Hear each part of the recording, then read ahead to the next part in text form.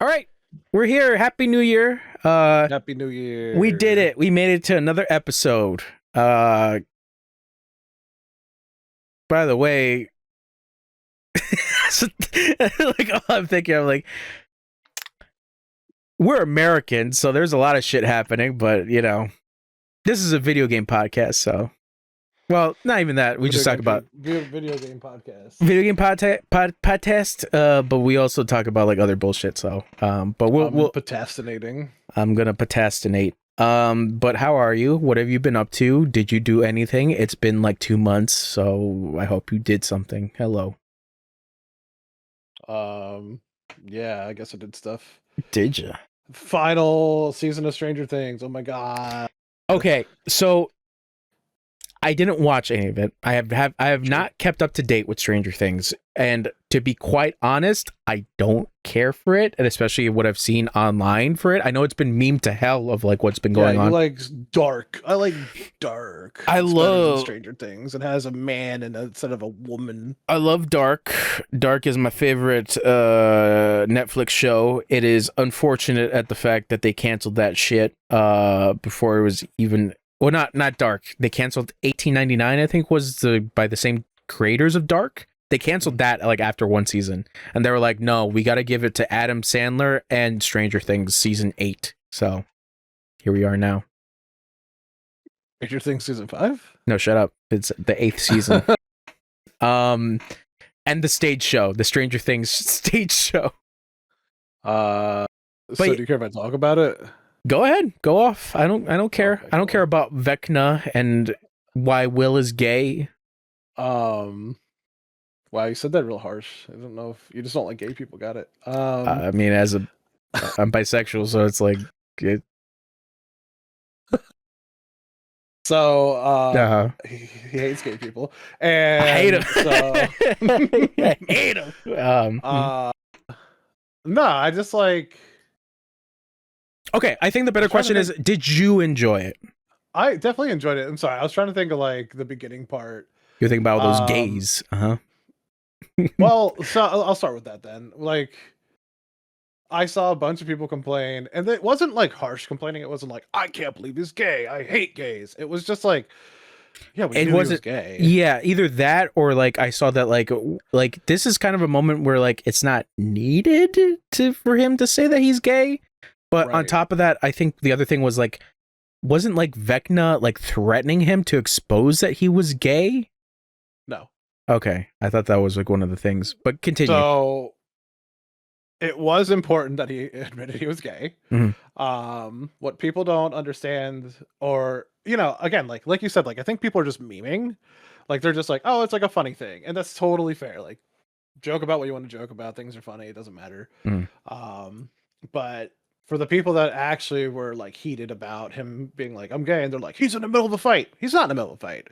They're getting ready to go and do the thing that they have to do, which is still a whole episode away from them fighting. So hold your tits. It's cool, man. Mm-hmm. Will was talked to by Robin. I'm not sure if you're going to know these names, but Robin talks to him. That's and Robin, Uma Thurman's daughter, yeah. Yeah. And Robin talks to him because Robin is openly gay. Yeah, that's what I remember. She's not openly gay. Steve knows she's gay. And that's 80s. how she's been able to like kind of cope with like not telling people about it because one person knows. And she like kissed the girl that she liked, and Will saw, and he freaked out. He wasn't freaked out. He just didn't want to like be like, oh, I saw it happen. Like he just ran, so she didn't like know or whatever. But she found out. So anyways, they talk about it later on. He's upset, and like she basically says like tells him a story about when she was younger and this girl she liked, and she was like, I figured out that like because that girl that you liked ended up dating someone else, and this is a similar situation to Will likes his best friend, but his best friend is dating Elle, right? So we're talking about Mike in that situation. Oh, Will likes Mike? Oh, I didn't know that. Yeah, so it's very clear in season 4. But damn, that actually rings a little similar. Sorry, that's a little personal. Go ahead. Robin tells him about the girl that she liked when she was a kid, and the girl ends up dating some guy that like everyone liked or whatever, and she was like, it really hurt, you know. And she was like, but like I learned as I got older, like it's not about that person, it's about you. It's about like they're not going to make you stronger or whatever. You owning your truth basically makes you stronger. And it's like totally, like that's actually fair. I might be saying this not exactly how they say it, obviously, but he then was like, you know, kind of like taking that in and stuff during the episode. And at one point they get together before they're going to go into the Upside Down to go fight and do stuff. And he's like, I think there's something I need to tell you guys. And this is after Will learned, I think this is after he learned that he's able to, when Vecna's doing something, he's able to get into Vecna's head and stop Vecna from doing something evil. But to help him become more powerful and able to like be clear-minded, he needed to like let everyone know like, cool man, I'm gay by the way, because I don't know if Vecna's going to use that against me, and I just want like he Vecna had put in his head that all his friends are going to go away and leave him and not care about him and hate him, and he was like, I just wanted to like let you guys know because this is what like my fear is basically. So Vecna wasn't going to expose him. He was just telling him that like, if you even say anything about this, using the fear of revealing himself, right? But he uses everyone's fears against each other. So like, it's not like he was like, you're gay. Yeah, no, but the fear of coming out and people not accepting him. Right. Yeah. Okay, I get that. I understand. But like Mike got fears, you know, like he would use Mike's fears, which is he would lose 11 or something, and then he would use fears against we saw him use fears against Max because Max got directly attacked in the show, and we saw those fears firsthand, which were her brother died, and he would show her the brother dying over and over again to her and say like, you're worthless and you didn't save me, you could have saved all the things that she's doubting in herself, right? So like, again, like he uses everything against you. So it was necessary, as much as everyone wants to say it's not necessary, it actually was necessary, because it gives him a clear mind. It allows him to fight more clear-headed, and it shows when he goes to fight him again that he takes over basically Vecna's body, or like completely stops him from moving, which is good. Like to me, I liked it a lot. And to me, again, like a 5-minute moment where he talks about being gay isn't bad. You know, like those scenes reach people that like need that sometimes. To me, I always think back to like the episode of Will Smith when are in the, what is that show called? Bel Air or whatever. When Fresh Prince of Bel Air, when Will Smith is talking to Uncle Phil, and he's talking about why his father doesn't want him anymore. He's crying. It's a really good scene. And he's like, you know, Uncle Phil's like, who cares if that guy doesn't want you? Like, we want you. Like, we care about you. And that like probably like, and it does, because if you see other people's like comments on that, it's always like, this is one of the best episodes. It really hit me hard. And it's like, that's because there's a lot of people out there that their fucking father or mother didn't want them. And it's like, it resonates so hard. So again, like this episode actually might resonate with people that fucking want it to resonate or need to resonate with them and stuff. So anyways, that's my whole thing about it. I think it's good. I liked it. I didn't have a problem with it. And I do still think like when I see the jokes about it, it's like, it is funny. Like when people are like, oh, the fuck is he coming out for? We're about to fight back now. It's like, yeah, it's true. We're about to fight back. Well, I can understand from the perspective of like writing of the story itself that like this could be our final moments. Like, exactly. And I want to be honest. Yeah, I can get that. Yeah. I can understand it. But he's gay. Fucking gay. Other than that, like we re-meet up with Callie, which is this is all spoilers, by the way. I don't care. Anything, I guess. Well, for other people, fuck them. Callie is basically Eleven's sister, but only through like test tube baby bullshit. Oh yeah, from season 2, right? Like they introduced like the other expert. I can't remember. Yeah, like 11 goes, she runs away for a little bit, and she's like, my siblings. 11 goes to Chicago. Yeah, and then and then she meets her siblings. It's weird because it's like 2 episodes long and That really part doesn't like. that part I didn't like because I think the other thing was that like this it felt like they were trying to do a spin-off, which I found out that apparently they were actually trying to do a spin-off. Mhm. So I was like, oh, that's why they did these 2 episodes. Yeah, it definitely felt a little forced for that stuff. Yeah. Definitely show. I mean, she wanted to do a rebel thing, which like that's also fine. They wanted to show her doing a rebel thing. Yeah, Anyways, it's completely fine. but Callie came back, which was cool. She did her invisibility thing. And then so everything. I'm not gonna get into everything. I just think like as a whole, I enjoyed it. The finale was lackluster for sure. But there's a lot of talk that there's a hidden episode we're gonna get. What? There's a lot of talk that people think that the last episode is not the last episode and that they're gonna Okay, drop a hidden episode. so I'm curious because like okay, I guess this is a possible spoiler. I do hear that 11 dies. Oh, she probably didn't die. Okay, so it's kind of like left like ambiguous. She stood in the or the upside down, She which stood was in exploding in and the gonna Vecna die. hole. Because the upside down, what they did was they put a bomb in there, and like the place that they teleport to every time they go there is actually just like a black hole or wormhole, I think they called it. Mhm. So it has like no air, no nothing, right? But they built that area. The upside down was built to be there. So they figured out how to destroy it through bombs, and that's what they did. And then the last image you see is Elle standing in there, and she disappears, right? Because it looks like she's like in there and dead. But people have like analyzed the scene a lot, and it's very true.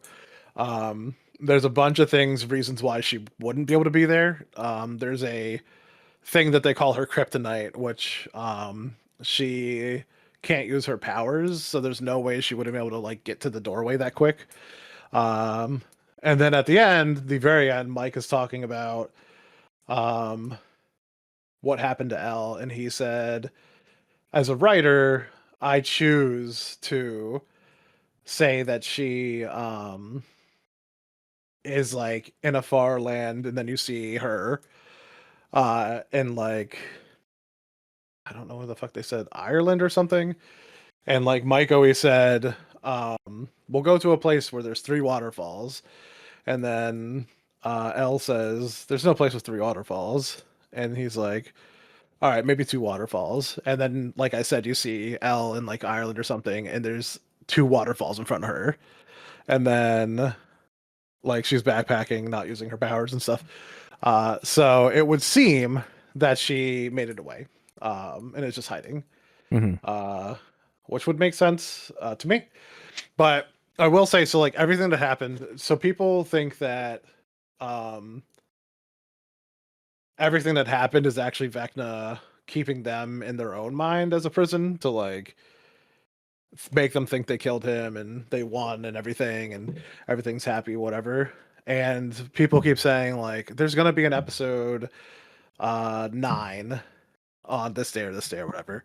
Um and while I think that it sounds right to me because of like everything that happened and it looked like it would actually be really good. And by the way, to me, like that would put the Duffer Brothers like super high up on like my love list because doing all this and then being like, psych, here's another episode, bro. I'd be like, yo, that's fucking goated, bro. I actually think, and this is super cope, and I know it, it's really, really coping, but I think there's a whole nother basic season to come. I Mhm. think that they have a fucking like another 5, 6 episodes loaded and ready to go. So we'll see what happens. And that's more of like a wish. Like I hope that they do really. Because they did kind of leave it like poopy. Don't say Um, poopy. but everything leading up to there was good. I had a lot of fun. I like the character development and the things they did. Okay. Well, at Yeah, least you enjoyed it because that's the thing. I can't really say anything because I don't know. So, but I'm glad to hear that you enjoyed it. You know. of course. Stranger Things good.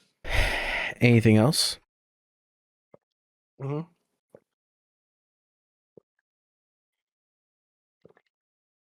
I hear you gulping. I'm drinking water. I know. I can hear it. Hey man, got a gulp. I know. What else did I watch? Oh, 30 Minutes or Less. You seen this? Mm-mm. What is that guy's name? Iverson or it has Aziz Ansari, which is not his name. I don't know how to say Aziz is his fucking last name or whatever. Oh yeah, Aziz Ansari, I think. Or, I'm sorry. I said yeah. I'm sorry. Hashtag I am sorry. Jesse Eisenberg, Danny McBride, Nick Swardson, Michael Pena, Pena. I don't know. Pena. Pena. Hmm. Michael Pena, by the way, fucking hilarious actor, bro. That guy is so funny. Yeah, all I keep seeing is clips of him going, how long you been with her? Oh yeah. I can't do the fart. Yeah. There's so many like movies and shows he's been in though that like are just goated, man. He's very solid, comedically, and also he does shine in some dramas. For sure. He's very good in Narcos, Mexico. Oh, Aziz Ansari. Yeah, not I'm sorry. Hashtag I'm sorry. I'm sorry, Aziz. Who else is the guy? Oh, Brett Gelman, which is the dude in Stranger Things that I love so much. He plays Murray. Yeah. So funny. Anyways, this movie's about like Danny McBride needs to get money for a hitman to kill his father because his father won the lottery and he thinks he's never going to get his inheritance because his father's going to blow the money. So he straps a bomb with Nick Swardson's help to Jesse Eisenberg and then tells him that he has 24 hours, something like that, to do it. And then when did this come out? 2011.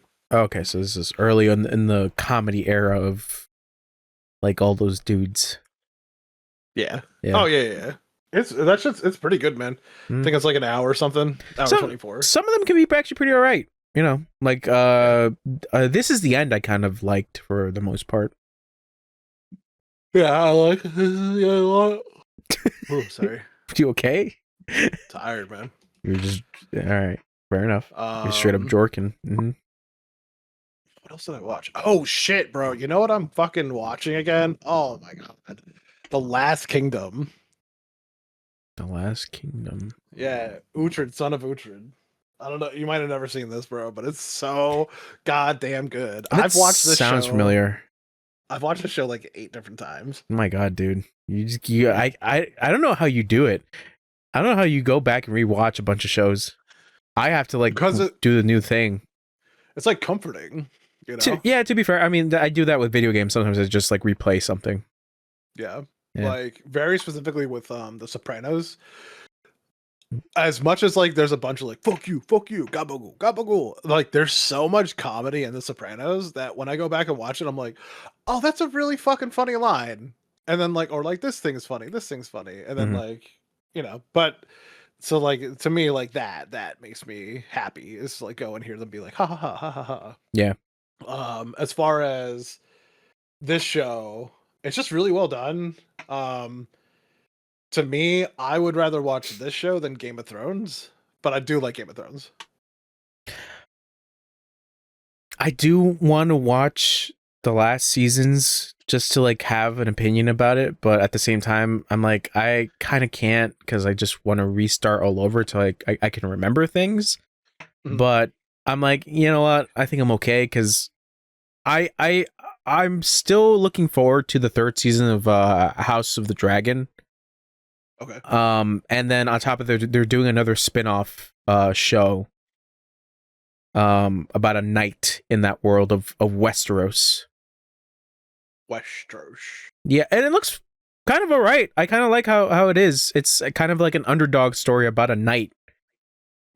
So I forget what exactly it is. It's like something the tall or some shit like that. Hold on, let me try to find the name. But yeah, continue. What else you got? It'd probably be good. Nothing. Just rewatching it and then like remembering what's going on is really good. I haven't watched the last season of The Last Kingdom. Mainly because I don't want it to end in my head. um, and there's also a movie they made after the last season, so Okay. I also have that to go watch as well. Oh, I got the name. A Knight of the Seven Kingdoms. That's what the spin-off is called. Oh, cool. Mm-hmm. That sounds pretty cool, actually. Yeah, I saw the trailer and I was like, yeah, I kind of like it. It's going for a more comedic, like, angle, but I dig it.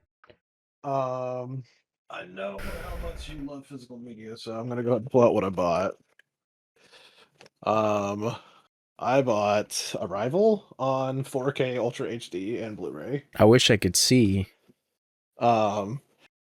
Yeah, I need to buy a new camera. Oh, okay. So that'll be one thing that I do at some point. It's just reaching out. Yeah, so did you rewatch Denis Villeneuve's magnum opus? The Arrival? Yeah.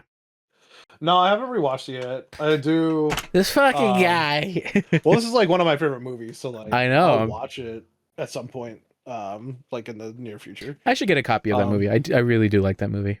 It's so good. But is it as good as Dune? No. Oh, sorry, it's better. Okay.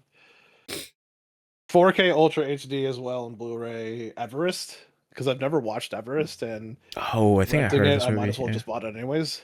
It's Jake Gyllenhaal and some other people. Yeah. Climb a mountain. Obviously. I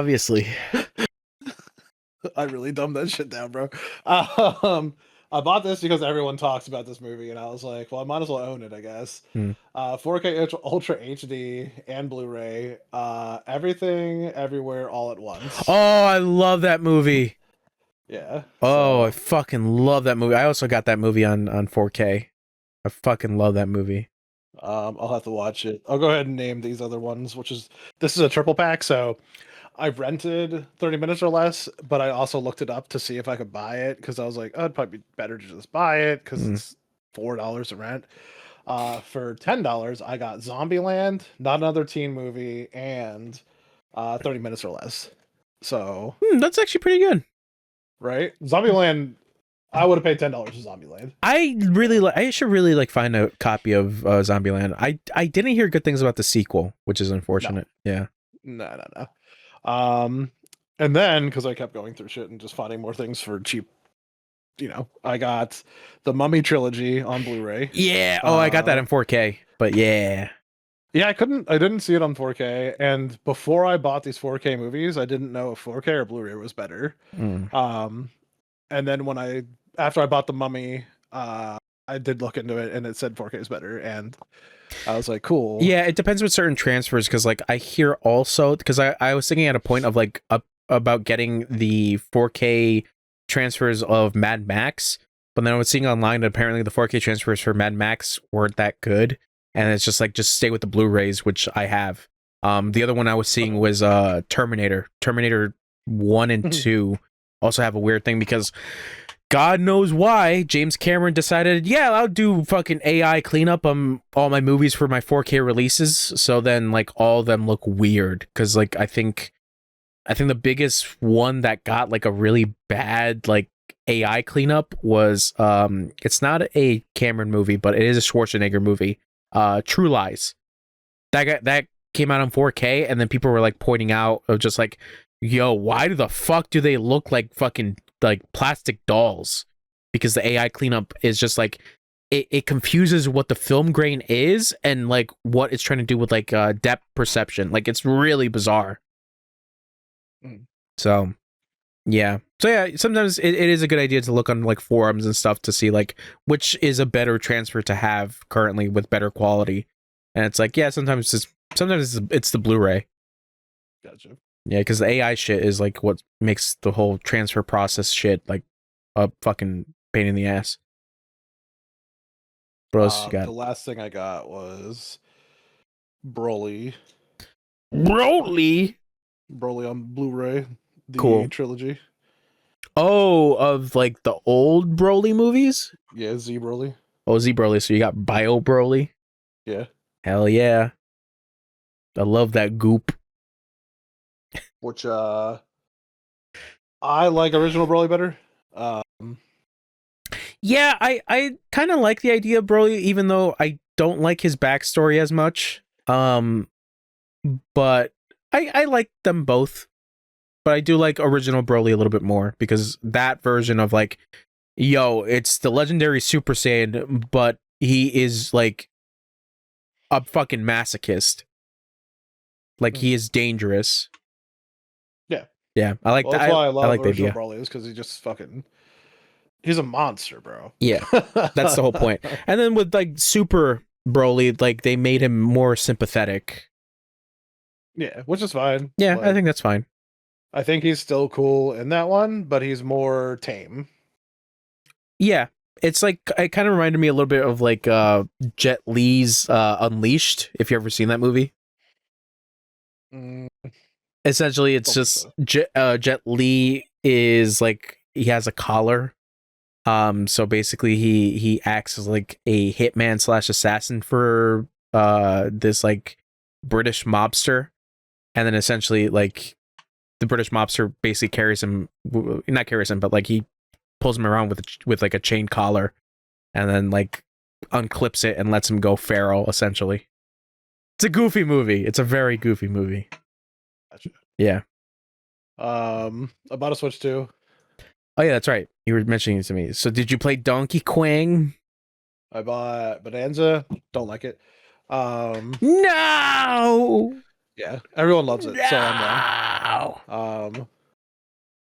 I need to play through it more. Mm. I probably need to play on a TV screen instead of on the Switch itself because Oh, okay. I don't really like playing handheld mode. Um, I bought Legend of Zelda. Fuck, what is it called? First Tears. one, Uh. not Tears of the Kingdom. Breath of the Wild. Breath of the Wild. Yeah.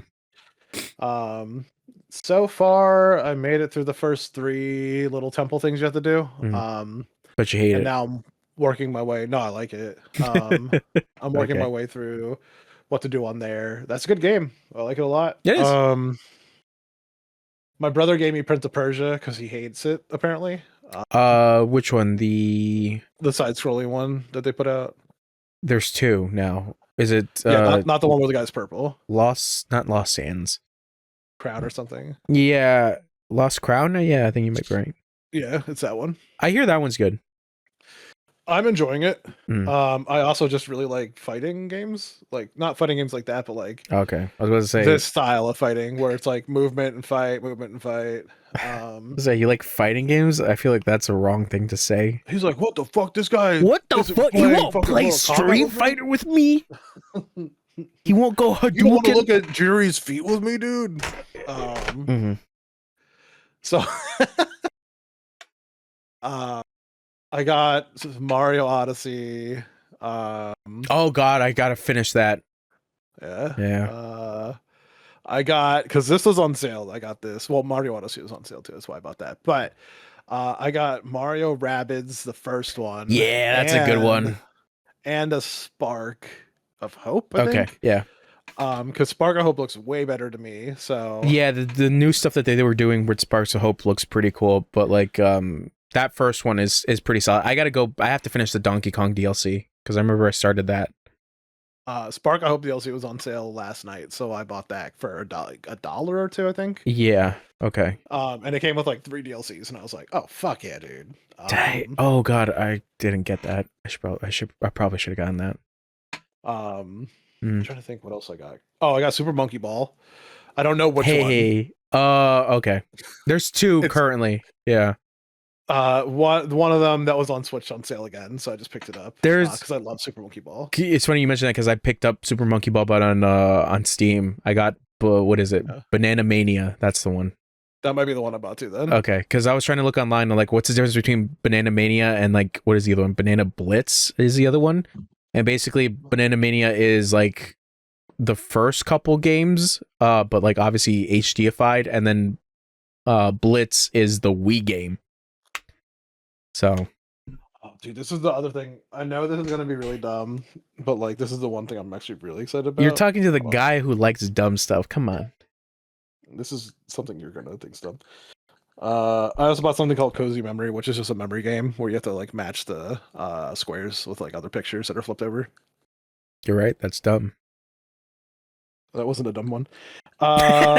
This also came with Mario Kart World, by the way. So I have Mario Kart World. Oh, okay. How's Mario Kart World? I haven't played it yet because I don't care. Damn. So because I touched the screen so much, and I was like, I really don't want fingerprints on here all the time, but I don't want to wipe it because I don't want to scratch the fucking screen. And I kept just like thinking about that over and over again, and I keep seeing these Magic John commercials on TikTok. You really don't know what Magic John is? Everyone I've talked to doesn't know what I'm talking about, and it keeps making me feel like I'm insane. Magic John is just like Billy Mays and all those other guys that were like, buy this thing, buy this thing. There's a guy that does advertisements on TikTok for screen protectors, and his name is Magic John. And they're called Magic John screen protectors. And he'll do a thing where he breaks the other company's screen protectors really easily, but his are really hard to break.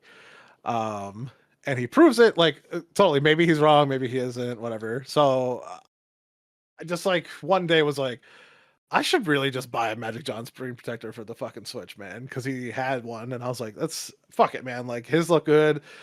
I've seen him break them on screen on video. I'm like, fuck it, I'm gonna go for it. And plus, like, it comes with to put it on, it has this big blue thing. Oh yeah, like you slide it on, yeah. Yeah. And he's always like, there's dust, and this thing has a dust removal. It doesn't matter if there's dust on it, it'll take it off for you. And the bubbles are gone easily. So I fucking put it on last night. I wiped my screen down, cleaned it first to make sure there's no fingerprints, and then I used the blue thing to slide it on. And bro, when I tell you, it took all the fucking dust off that was on there in the first place. No dust on there. The fucking air bubbles immediately were almost gone. There was only one left over, and I was like, not it. Like, I'm honestly more impressed because when back in the day when we used to do it on our phones as kids, there's like 6 air bubbles that you're trying to get the fuck out, Yeah, you use a little card or something. Yeah. And like I used like a little card that he put in the package to like get that last air bubble out. But like no, like perfect. It's really nice. I feel like it's secure. I'm not gonna try to break it. Because there's no reason to. But I was just really like stoked about that because I was like, I wonder if this guy's lying about his shit. Because I mean, also he's just like a camera guy. He's not the guy that makes the stuff. So. Anyways, that's the thing that I thought you were going to think is dumb. But I was really excited for it. So... No, I mean, I'm cool with screen protectors. I probably that was the thing is that like with my Steam Deck, like I was like trying to see if like there's like any scratches on it, the ones that like I could obviously see. I knock on wood, luckily there isn't, but like I was like looking at it like in more finer detail, and like if you do it at like a certain light angle, you can see kind of like a small scratch. And I was like, damn, that sucks. I guess I gotta buy a new Steam Deck now. Obviously, I'm not gonna do that because this thing is expensive. But I was thinking about getting a screen protector. But the thing is that like this is an OLED screen, and it already has like a finish that like is supposed to be like anti-glare. So the problem is that a lot of the screen protectors are glossy. So it's just gonna like, the light is gonna bounce off of it really easy. So it's just like there's no point. And on top of that, I don't really like take it to go as much. The only time I took it to go was when I went to El Salvador, but that was basically it. And I don't really travel with it like here in the States. So it's mostly here at home or in my house. So yeah. That's fair. That's fair. But other than the Switch, I got Last of Us 2, and God of War Ragnarok for my PlayStation 5, and oh yeah, you bought a PS5 again? Yeah, I got the Ghost of Yotei edition, which also I got Ghost of Yotei. Cool. And I played that too, which is fun. That's cool. Cool game so far. Did you get the controller? Yeah. Well, I got the whole system. Oh, okay. What else? Did you finish Last of Us? No, I made it to the point where Joel dies. Okay. Spoiler. I mean, there's a bunch of Steam games because that shit happened. Yeah, because the sale. I wanted to talk to you about that. I bought DayZ and tried it. Don't like it. Returned it. Oh, DayZ. Okay. Yeah. Roller Coaster Tycoon 3 didn't work, so I returned that as well. I bought a game called Stacklands. You know what this is? Mm. Stacklands is a card game where the card packs you open are like they're like villagers or like I know Wesley's here wood, for and then podcast. you stack like your character onto the wood card, and then it chops the wood like so. Oh, sorry, it's a tree card, and you chop the tree card into wood cards, and then Stacklands is a village. it's literally builder. just like what are those things called? Like a survival game, Mhm. but made with just cards. Okay, I'm seeing gameplay for it right now. Oh, Yeah. this looks interesting. Yeah, one of my friends was like, "You should play it," and I was like, "No," and then it was on sale, and I was like, "I'll play it." Okay, that looks cool. But Um, when will you play Inscription? One day. Okay. So, did you send it to me? I can't remember. I don't remember. I think it's on Xbox Game Pass, and that's why we talked about it. Oh, okay. But Game sent me a game called Icarus that was on my wish list, and we played that for a while. That's a really good fucking game. That's again another survival game. It's all about chopping trees down and building a house and kissing each other at night. So that's a pretty good You said you game. wouldn't say anything. Oh. Well, I'm sorry. Now the world knows, or like 5 people. So pretty excited to keep going in that because like I've been having a lot of fun, and I think like that game is actually really well done. Like,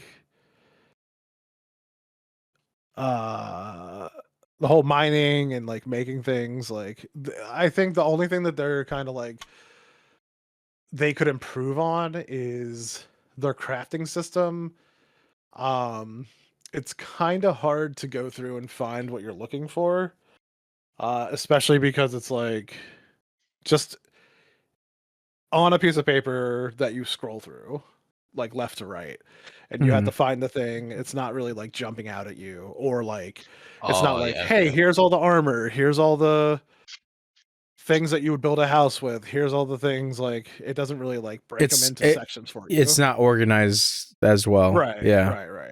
Like it is organized, but like but not to the degree of like subsections of like categories of specific things. Yeah, I would prefer to hold my hand a little more, honestly. And the search bar that they have doesn't take you to what you're looking for. It just highlights it, so you have to like go find it.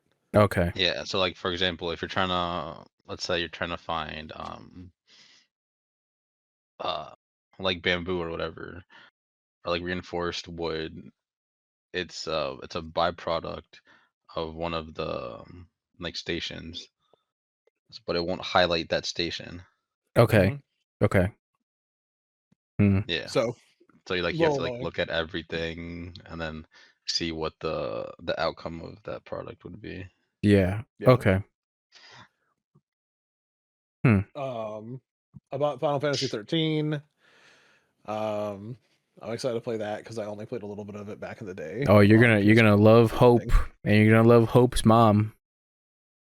I mean, I think I'll like it. I enjoyed watching you play. I don't remember all of it, but I know like most of the characters. I had a weird time with that game. I wouldn't say I loved it, but I was like, yeah, it's all right. You seemed like you enjoyed it when you played it. I had, I don't know. I just had like hope in my eyes, quite literally. Anyways. That's fine. Star Renaissance. I was about to say because Resonance. Star Resonance. Because I was about to say the one that I had more of an enjoyment with was Final Fantasy 13 2. That's the one I had more enjoyment with, to be quite honest. Yeah, well, I gotta play first one to get this. I know you gotta play with fucking lightning and her being like Destiny's Destiny, and then being like get out the fucking way, Hope, and then Snow, hey Snow, and then I know. Destiny is all. Yeah, Destiny is Destiny, and then she becomes God in the third game. Star Resonance is a MMO. I got it because it's anime, and I want to play an anime and MMO, so I will play it. Okay. It's also free to play. Star Resonance, yeah. I'll send it to you if you want. And then The Witcher Wild Hunt, The Witcher 3 or whatever. I bought that. I've bought this game like 4 times now and sold it 4 times. This is now I'm going to force myself to play it. I love that game. I love Yeah, that game. everyone does. I know. Fucking, You and hate they it. all. I You know. hate. So, I know. I know. I know. I know that you I hate know. whimsy, I know. and good things. I bought, because I have a VR headset now. I bought a game called Noun Town Language Learning, and it is a VR game. So I was hoping VR would help me learn languages because I want to know Spanish and finally find my, what's her name? Colombian baddie. Oh, you want to find your big booty Latina? Yeah, we get it. We Yeah, understand. that's it. By the way, games. Okay. Big booty Latina. No, he's No, asking if Star the game. Resident. It's like, what? But if games also wants to help me find my big booty Latina, that'd be great. I can't even find my own. Damn, bro. All right. Well, when you find yours, then let me know if she got a sister. Okay. So, and then I bought Kingdom Come Deliverance 1 Hey! because I don't want to pay for 2 because I bought 2 a while ago and hated it. So I want to give this one a better try. Oh man, you're gonna have a rough time if you didn't like 2. Because 2 is more cleaned up. That's the funny thing. It's a better price, so I think it was like $5. I'm not gonna be mad at $5. Oh yeah, it's super cheap. Yeah.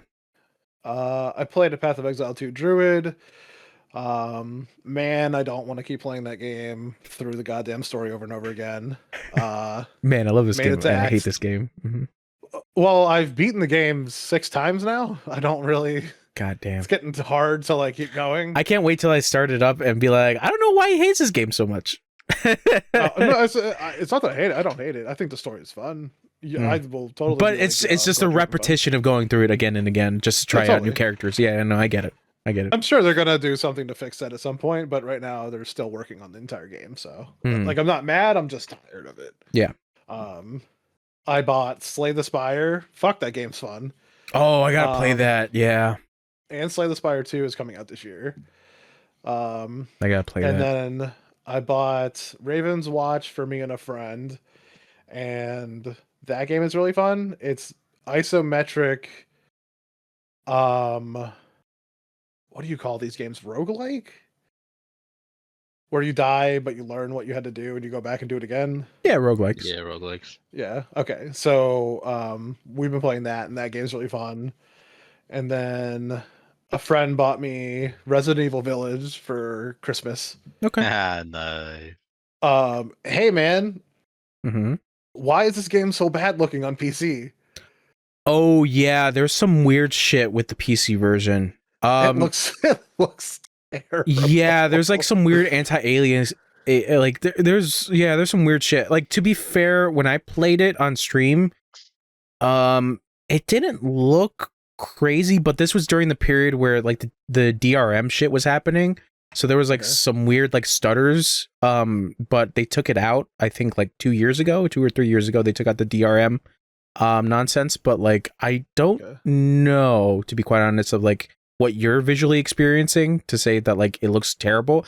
To be fair, it's been a while for me to go back to that game and see what exactly is like the iffy parts about it, but it just looks not HD. I have no idea. I don't know how to say that. Yeah, it's not a big deal. I'm gonna play it. It's not like I can still make it through the game. It doesn't look HD, and it's running on the most HD engine in the world. Well, I mean, like, I have a 7900 XTX. I have a not good enough, I have literally the best CPU from AMD. Not good enough. So like, not HD I don't enough. see. I don't see why it wouldn't run right. Yeah, I'm just curious. Like, there might be a package I can download or something. Well, I don't know whether or not it was like one of those things where like this game was like hyped up with NVIDIA cards. Like, you know how like some games do like gotta play it on NVIDIA and like all this other shit. So I don't know. Yeah, but then that's where like modders come in. So like there could be a mod that I just pick up the HD mod. No, seriously.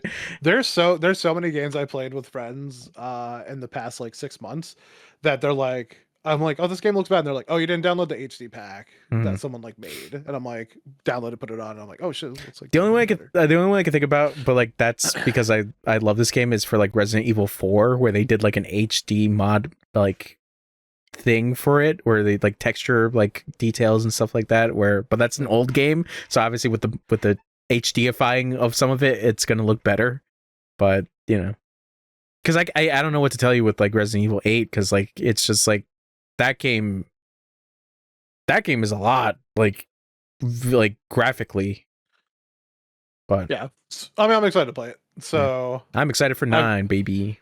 I've made it through a little bit, and it's cool so far. Mhm. I did see, by the way, games that you put Light No Fire in your wish list. And I already have that there. The game looks so fun, by the way. Like super excited for it. That's the No Man's Sky people, right? Yeah. Mm-hmm. Okay. I have to find the things really quick that I got. It's creeping on my fucking. Well, because it's on my wish activity list, list, and I was going through my activity list. Damn, bro. Been playing Arc Raiders, good game. Mhm. I played Clover Pit, the Oh, the gambling game. game. Yeah. I got the demo for that. That's pretty cool. I don't think I want to buy it though. Yeah. I thought you were gonna say you Sorry. got Ball X Pit. Or I bought Ball Pit. Bendy and the Ink Machine, but I haven't played it yet. The first one? Yeah. Okay. It's a good one. It's all right. It's short. These are added to my wish list. These aren't important. Did those. Sorry. There's like a list somewhere of like, oh right, they were bought for me, so I can't. Hold on, let me find these games because there's something in here that I really wanted to tell you about. I have my Steam I just library can't remember open the name. and I just have it date added. How do you do date added? It's like one of the tabs for like all games, and it's like right next to it, sort by, and it's like alphabetically. Last time you played, so the other one is like date added to library. Oh no shit! There we go. Thank you. Mm-hmm. I've never actually used more than one shelf. Slay the Spire, this thing. I bought Defense Grid 2, which is a tower defense game. Because I really wanted to play tower defense the other day. And then I bought a game called X Morph Defense, which is also a tower defense game, and I played that one instead of Defense Grid, and they are equally pretty bad. But I will play them anyways. Yep. So fair enough. Mm-hmm. One of my friends I bought some games for Christmas. He immediately wrote back to me and was like, "Nah, like that's too much shit. Don't give it to me or whatever." And I was like, first of all, it's like $10. Mm-hmm. And I was like, just like, don't worry about it. And then he was like, "No, I gotta buy you something on your wish list. What do you want?" And I was like, my wish list is full of memes. I wouldn't pick me up anything. Like I probably won't play them. Mirror. Bro, so basically, Mm-hmm. he bought me one iced latte with your breast milk, please. Jesus. And then he bought me, this is what I think you're gonna think is interesting, Eternity Egg. Eternity Egg. Yeah, go look it up.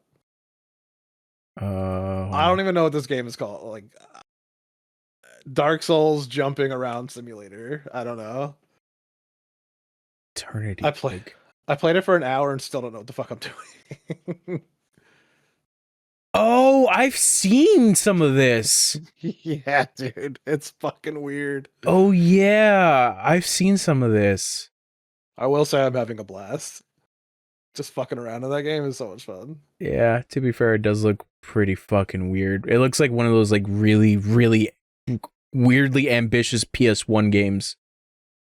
Yeah. We was trying to do like, oh, look at the polygons. Look what the polygons can do. I mean, but it seems pretty cool. It seems pretty cool. It's cool, dude. It's not great though. Like I don't. Maybe it'll be greater. Maybe it'll be greater later. I'm not sure. I thought you got like a hentai game of like Futa College episode 3. No, I would have been happy with that. So instead of this fucking Dark Souls game. I mean, the one iced latte thing is basically a hentai game. Okay, so, fair enough. And then I got Rat Quest, which was free, and I like it because it's named Rat Quest. Rat Quest. That was free. I got Baldur's Gate 3. Mm-hmm. I got Geometry Dash. I got Raven's Watch. I got Sons of the Forest. I got Lego's Journey Builder, and I got Lego's Worlds. I I got Final Fantasy VII Remake Intergrade. Oh God, God damn. What? No, it's just like, damn, you got a lot of games. They're like No, 15. actually, But like I will say altogether, like maybe $100 something. Not too bad. that's not bad. Yeah, Um good and games too. then did I say it last time or no? Have we talked like about the VR headset at all before or no? The one that you got? Yeah. I don't think so. Okay, so I bought Beat Saber and bought a bunch of song packs on there. Mhm, Which like love Beat Saber, so good. mhm. And then Which headset did you get again? the MetaQuest 3S, I Okay. think. Can you hook Steam to that, or it has to be through the, yeah. like the Meta store? Okay. No, you can hook Steam to it. Okay. Because I'm surprised you didn't get Half-Life Alyx, the one that they were like pitching for like their VR stuff. Well, I've been playing a lot of the like for VR. What I've done a lot of is I've done a lot of Beat Saber, VR chat, and what man, VR chat's so funny, bro. Like Yeah, I people are know. losing their mind in that world so often. It's like Sword Art Online in VR chat. Dude, like I've already been like I've just been like sitting in like corners and worlds and people are just talking about the most vile shit, dog. Yeah. And I'm just like, holy shit, like I could record this. Like you know people who can record this, right? Like are you stupid? Yes.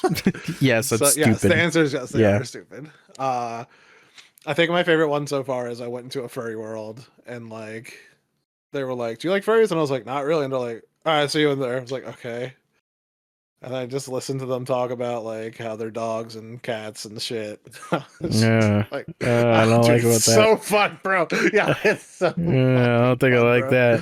Nah, you would love it, dude. Because they're like they think it's like fucking real, bro. I mean, they don't. There's no way, I'm right? worried that it's gonna like kind of like peer into like bestiality. Maybe I don't know. You're not supposed to do like sex shit though, so Okay, I guess they shouldn't. Anyways. they shouldn't. They shouldn't. I mean, it's funny.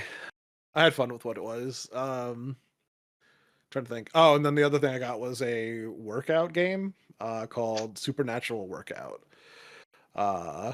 And the more so reason I got that was because again, the reason I like Beat Saber is music. So the supernatural workout thing, you get to work out the music. Like it's just like Linkin Park that you get to listen to, or like Def Leppard, whatever. And I was like, oh fuck yeah, dude! Like this would fucking make it like way more fun to be doing shit like this. So, I think that's all the stuff I got for those. I think that's it. That's all. That's it. That's all the video games. Yeah. That's cool. It's a lot of shit. Yeah. No, to be fair, we've been gone for like almost 2 months. So. Yeah. Hello, Wesley. Happy New Year. Merry Christmas. How are you? Merry Chrysler. Hanging out, you know. Do the dudes. That's good. Glad you're hanging out. Balls out. Falling out. Balls out. No, not really yet. Pants on. Thanks very much. Damn, bro. They're coming out them pants. You should let them hang. You should let them fall out. Hashtag Fallout. Hashtag watch the Fallout show. A fucking ad, dude. No, thanks. Wow, Wesley. Can't believe you hate video games. Besides hating video games, what have you done, Wesley?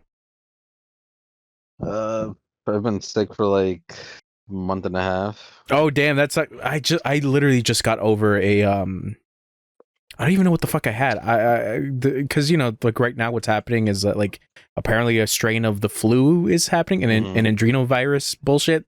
Which I'm like, great, fantastic, but literally, no. New Year's Eve, I was dealing with like congestion, and like a runny nose, and it just got to a point where like I don't know, it's weird because then the day after, my mom got sick because apparently she was feeling a little bit of something in the morning, and then it get kind of worse a little bit, and then it's like kind of this week where I feel better than before, but yeah, it's just like bad congestion. But what were you sick with, Wesley? Were you so shitting? around like the pooping? Thanksgiving Oh I think it was damn. when I first started, like around then. Yeah. My Mm. cousins were already initially sick, and we're like, okay, great, cool. So I think I caught some of what they had, and Mm. then when I went to work, the kids that I work with, they were like also semi-sick. So I think like the combination of the two, Mm. Yeah, double sick. like yeah, like I got the cold from that, and then when was it? I think the week before my birthday, before we had our holiday break, was when I got the flu. And I was like, nice. I'd clock in at like 102. Oh Jesus. Yeah. And I was like, nice. This is an all-time record. But I was literally like joking with my friend Mm. because like I took my temperature at first and it was like 98, and I'm like, cool. I took it again a couple hours later, and it was like 100. I'm like, haha, I knew my score. Jesus, that's rough. No, yeah. But like literally, essentially everybody in the school slash our classroom got something that they were out for like a while. Hmm. So we're like, damn, we don't know what. What it is, yeah. Yeah. That's the thing with like schools, because it's just like I remember that would happen with my cousins, because like the youngest one, my youngest cousin is like was still in like high school and like middle school, and it's like those kids got sick like every fucking time. Mhm. And it's just like I would always hear that like my cousins, like the whole household is like sick, because it's just like, yeah, either from work or from the school. Yeah. Yeah, Not fun. yeah, I lost like essentially all my appetite where I couldn't really keep anything down. Well, not yeah. keep anything down, but like I just couldn't really You really eat. eat, yeah, Yeah. because you just lose the urge to even like eat anything. Hmm. Yeah, Like the most I've had was probably like a bowl a bowl of of ramen, chicken, essentially. a bowl of rice, Of Maruchan. Maruchans. Yeah, it's bad. It sucks. But I mean, thanks to that, I'm not eating as much anymore. Mm. Like I get fuller faster. What I used to eat, Mm. I get full from even eating half of that. Of the Maruchans, Yeah. Of the Maruchans. the Maruchans. But for some reason, ever since then, I've had like a lingering cough that Mm-hmm. comes every now and then. It gets worse if I laugh. Trying to think of And I'm something just like, funny. shut up. Okay. But yeah, Mm-hmm. every now and then, I'm like, nice. And also because when I went back to work today, I like stepped in the classroom for like 2 minutes, and the coughing already started by itself, and I'm like, what is going on in this room? Yeah, that sucks. Yeah, yeah. But what else you got besides Besides big? being sick, Mm-hmm. I went to go see the new Avatar movie. How is that? How is Fire and Ash? Way too long for my sanity when I watched it. Did you watch it in like 4D? Like, did you get like No, water sprayed in your face or ash in your face? no, that probably would have kept me up, Yeah. honestly. I went to the local movie theater. Okay. Man, just watch Yeah, the screening of it. yeah. I went at like 9. Bro, Didn't start till like 9:30. I was like, wow. I genuinely forgot like last month they did I think like a couple weeks of the back-to-back Kill Bill movies, the whole bloody affair. I genuinely forgot about it, and up until like I remembered that, like, oh wait, isn't that out? Because my cousin texted me like earlier in December, being like, oh, did you hear about this? I was like, yeah. He's like, oh, let me know when this is out. And it was like playing everywhere, but then like Mhm. time just passed, and I genuinely forgot about it. And then Nice. I texted him like, oh yeah, it's out like anywhere. You can go watch it anywhere. He's like, dude, I genuinely forgot to. Like I didn't remember. It's like I didn't remember. But yeah, tell us about your Navi experience. Tell me that you wanted to be the blue people. Not gonna lie, that'd be dope. Mm. That'd be dope. Find It was a giant super. blue lady. Mm-hmm. Giant, like 9-foot blue person. Blue person. The movie was good. It was too long. I went too late. I was like, my butt was hurting like halfway through the movie, and I was like, why? Even in the new seats. Bro, those seats are so garbage. The best seats I've sat in is the one in White Plains. Yeah. Like I know which ones those you're talking seats are about. better than the Palisades, in my opinion. Yeah. Okay. Fair enough. But yeah, there was Mm-hmm. a little while ago before I got sick. I went to go see the Chainsaw Man movie with my friends. Oh yeah, the Reze Other arc. peeps. Yeah. We went to White Plains. We saw it on Screen X, where like they continue. So you have like the main screen, right? Mhm. And then they have projectors on the sides of the wall that in certain scenes they extend the picture so that way it's like essentially Oh, it's like a IMAX kind 180. of. No, it's like a 180 screen. Oh, that sounds interesting. Okay. Yeah. So like essentially from peripheral to peripheral is the movie of just that scene. Yeah. No, because like IMAX would work in a sense of like you see the letterboxing where like the black bars at the top and the bottom, and then like Mhm. when they want to do like bigger bombastic scenes, they would essentially extend it so that it fills the No. screen. But what it sounds like it is doing horizontal extending. Yeah. Okay. Like it would. So like the movie theater would be like dark. Like when that scene happens, I'd say it's like a white scene with like floral accents in it, right? Mhm. It would extend that throughout the whole entire movie theater. That sounds cool. So like if you turn your head to the left, you'll see white floral accents. Turn it to the right, white floral accents. Hmm. And we were like, dude, this just made this movie so much better than what it was. That sounds really interesting. I would like to check out a movie like that. I tried finding a screening for Avatar with ScreenX, but it didn't really have it at the time, so I was like, okay, whatever. Okay. But yeah, that's why I went to That's a go neat see it gimmick. locally. Mm-hmm. That's a It neat. is. It's pretty cool. Yeah. We tried watching JJK with it, but everybody got sick at that time, so like literally nobody was able to. Yeah. And then by the time we were actually gonna go watch it, it wasn't even playing anymore. It was just the English adaptation. Isn't the JJK thing like a wrap up of like what happened? Yeah, it's like what they always do with the animes. It's a wrap up. It's the Okay. last episode of the anime followed by the first 2 episodes. Oh, that's what it was. Like of the new season, right? Yeah. Mhm. Okay. Yeah, I'm still Which is coming out in 3 days, baby. I'm still interested in watching the culling game. I hear it's interesting for the most part. Yeah, I was reading it. Mm-hmm. Oh yeah, that's right. I forgot you're reading it. Yes, I read part of it. Yes, Mm-hmm. I have 30 chapters left, and I'm like, dude, Damn, bro, stuff you're that schmoovin'. happened You're is schmoovin'. insane. You're schmoovin'. You sound like me when I was reading a good chunk of One Piece. You're just schmoovin'. Dude, oh my god, the last episode of One Piece, man, it was so good, but it was like so like sad just seeing everything that happened, and I'm just like, why? I gotta keep up, bro. But I'm at a point where I'm absorbing too much media, and like I'm kind of putting One Piece off to the side, which I feel kind of bad for doing. Well, season 1 ended. You have until April to catch up. So.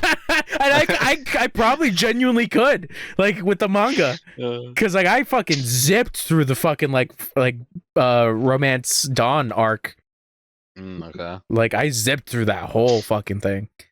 Funny enough, I kind of want to rewatch it just to be like get like all the hype again. But aren't they doing like they're essentially like rebooting it with One Piece? Yeah, so they're to like knock out half the episodes essentially. Yeah, knock out the filler and then essentially just do like kind of like Dragon Ball Kai.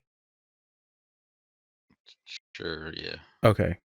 I mean, you like Kai was essentially like they took out like the filler stuff from original Dragon Ball Z and just left like the episodes that were actually like part of the manga.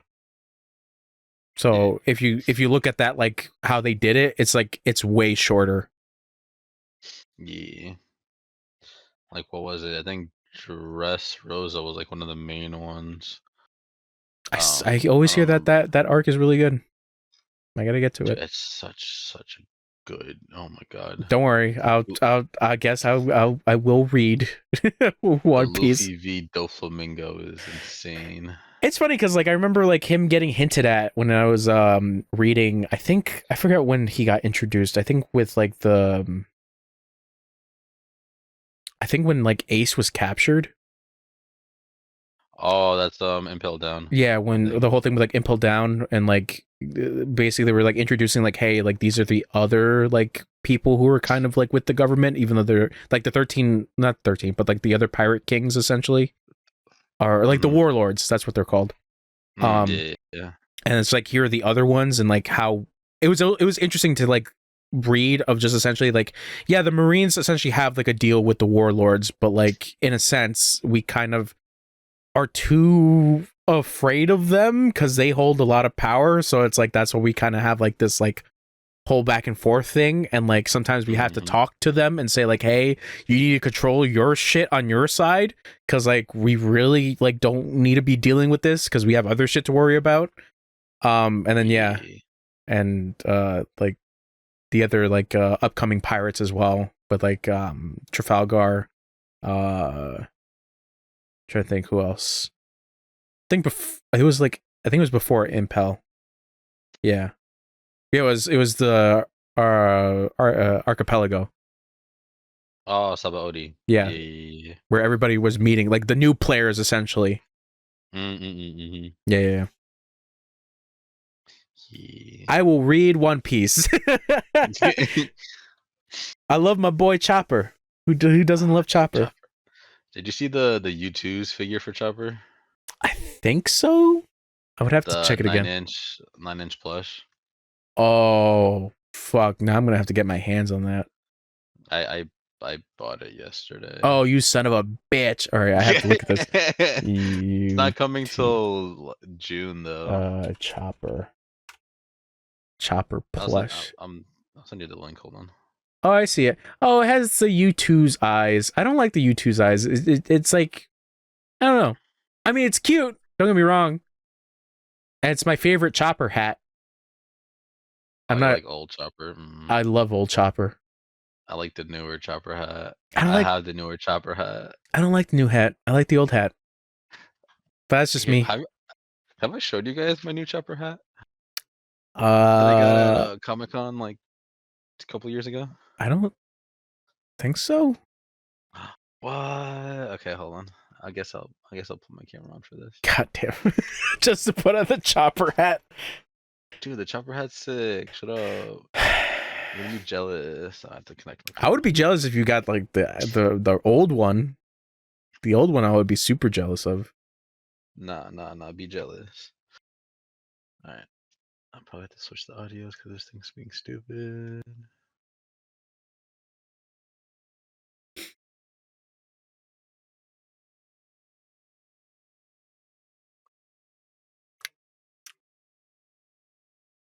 It's connected, but it's not on.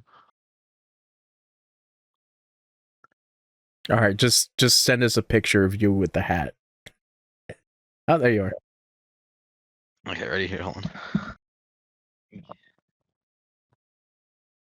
Get my Chopper hat. Yeah,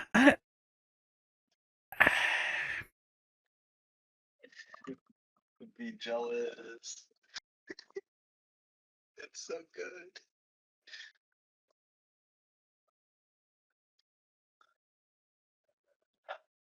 Yeah. Peak hat. Yeah, it's a good looking hat, but I'm just not a fan. Go. Yeah, see, thank you. See, at least we have a man of culture over here. He doesn't even like One Piece. I never said that. Yeah, you told me. You told me. You're like, I can't deal with these fucking pirates. Cool. You're like, I hate these fucking pirates. That's what you told me. I said live action is cool, man. But you only watch live action, so you don't even know about Chopper. You don't even know about Chopper was in live action. You didn't see him? He's coming out in season 2. You didn't see him? Oh, I already saw it ahead of time. Oh, okay. Yeah, that's right. I forgot. Yeah, that's right. You were glazing fucking 11 and her adventures, and Netflix was like, "We love you." So here's Chopper. That's exactly how that went. Well, I call him Chopper. And then you were like, when is Chopper, Chopper gonna be in Hubie Halloween 3? Yo, Hubie Halloween is fucking hilarious, and if you say otherwise, you're such a bitch, dude. Dude, I don't remember Hubie Halloween. Guess what, bitch? I am a bitch. Fuck Hubie Halloween. Anyways, Yo, look at this guy. He's like, I don't like Hubie. You're gonna hate a retarded guy that loves soup, bro? That's fucked up. Yeah, yeah. he got me. I guess I do. I guess I do hate that shit. So yeah, what else you got, Wesley, with the One Piece? I have a narrow mug. Oh snap! You looking at products? You're just looking at what products to buy. Yeah, they had a claptrap mug. Dude, dang, it sold out already. That seems a little. I don't know, because of it being square. Yeah, we just drink it from the side. Hmm. One of the corners. But you would have to like cover the whole corners with your mouth, so it doesn't spill off to the side.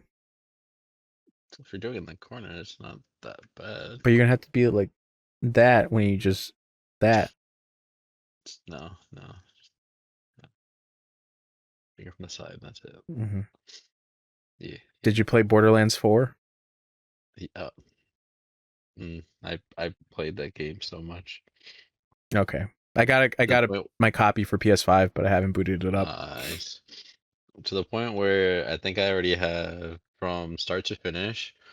I think I currently have like overall like probably 100 hours in that game.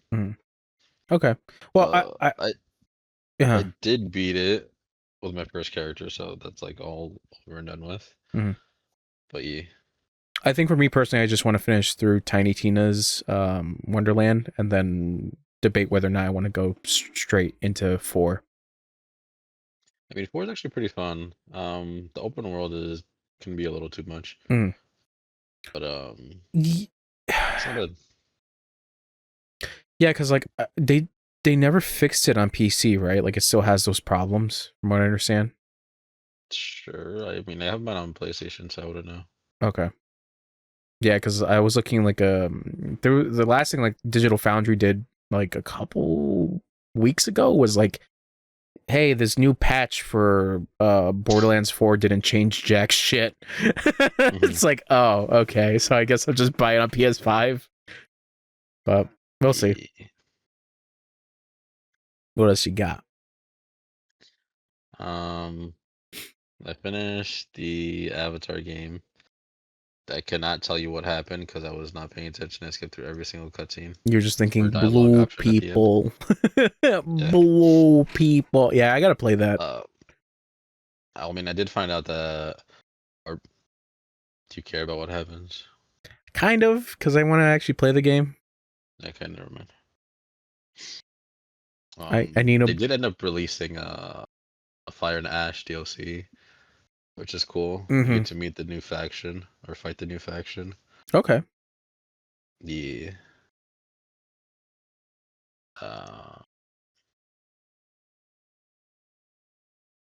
What else? I did watch a lot of anime. Rewatched a lot of stuff too. Okay. Tell us what you've been watching. Have you been watching that Gachiakuda? Surprisingly, no. What? Even though a lot of people were like, dude. Yo, so straight good, up goonin' on this show. Yeah, okay, I don't know about that. Not like that Togen Anarchy, right? Is that what it's called? The ladies with the big chests in that show? I don't know what you're talking about. Okay, never mind. That's most anime, but continue. Okay. Well, during my break, I rewatched the entirety of Solo Leveling seasons 1 and 2. Okay. Ended up rewatching The Wrong Way to Use Healing Magic, Remonster. Started rewatching Danadon again. I gotta get back up to date with that. Finished the first season of One Piece, obviously. Because you had to. Why, Wesley? I didn't know you were such a fan of One Piece. It's so good. as we sit here, you and your chopper hat. Exactly. Not a big Zoro may fan. be my favorite character, but Chopper is the mascot of the show, so it's He okay. is. I love Chopper. Um, oh, I should watch the Kaiju. Oh shit. Okay. Um. I did not finish this. I did. I rewatched Failure Frame. Failure Frame. Yeah. Okay. He became the strongest and annihilated everything with low level spells. Man, you're watching a lot of isekai. Yeah, they're pretty good. Hmm. But yeah, I saw those and I was like, okay, cool. I'm surprised you haven't watched Tojima Wants to Be a Kamen Rider.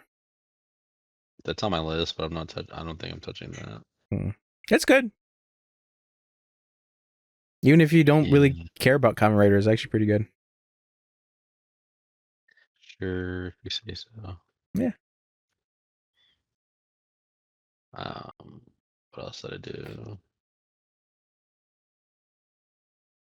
Oh, my sister and her friend got me Legos that I built. Did you build the Millennium Falcon? No, Oh. no, dude, I wouldn't even be like halfway done if I had it.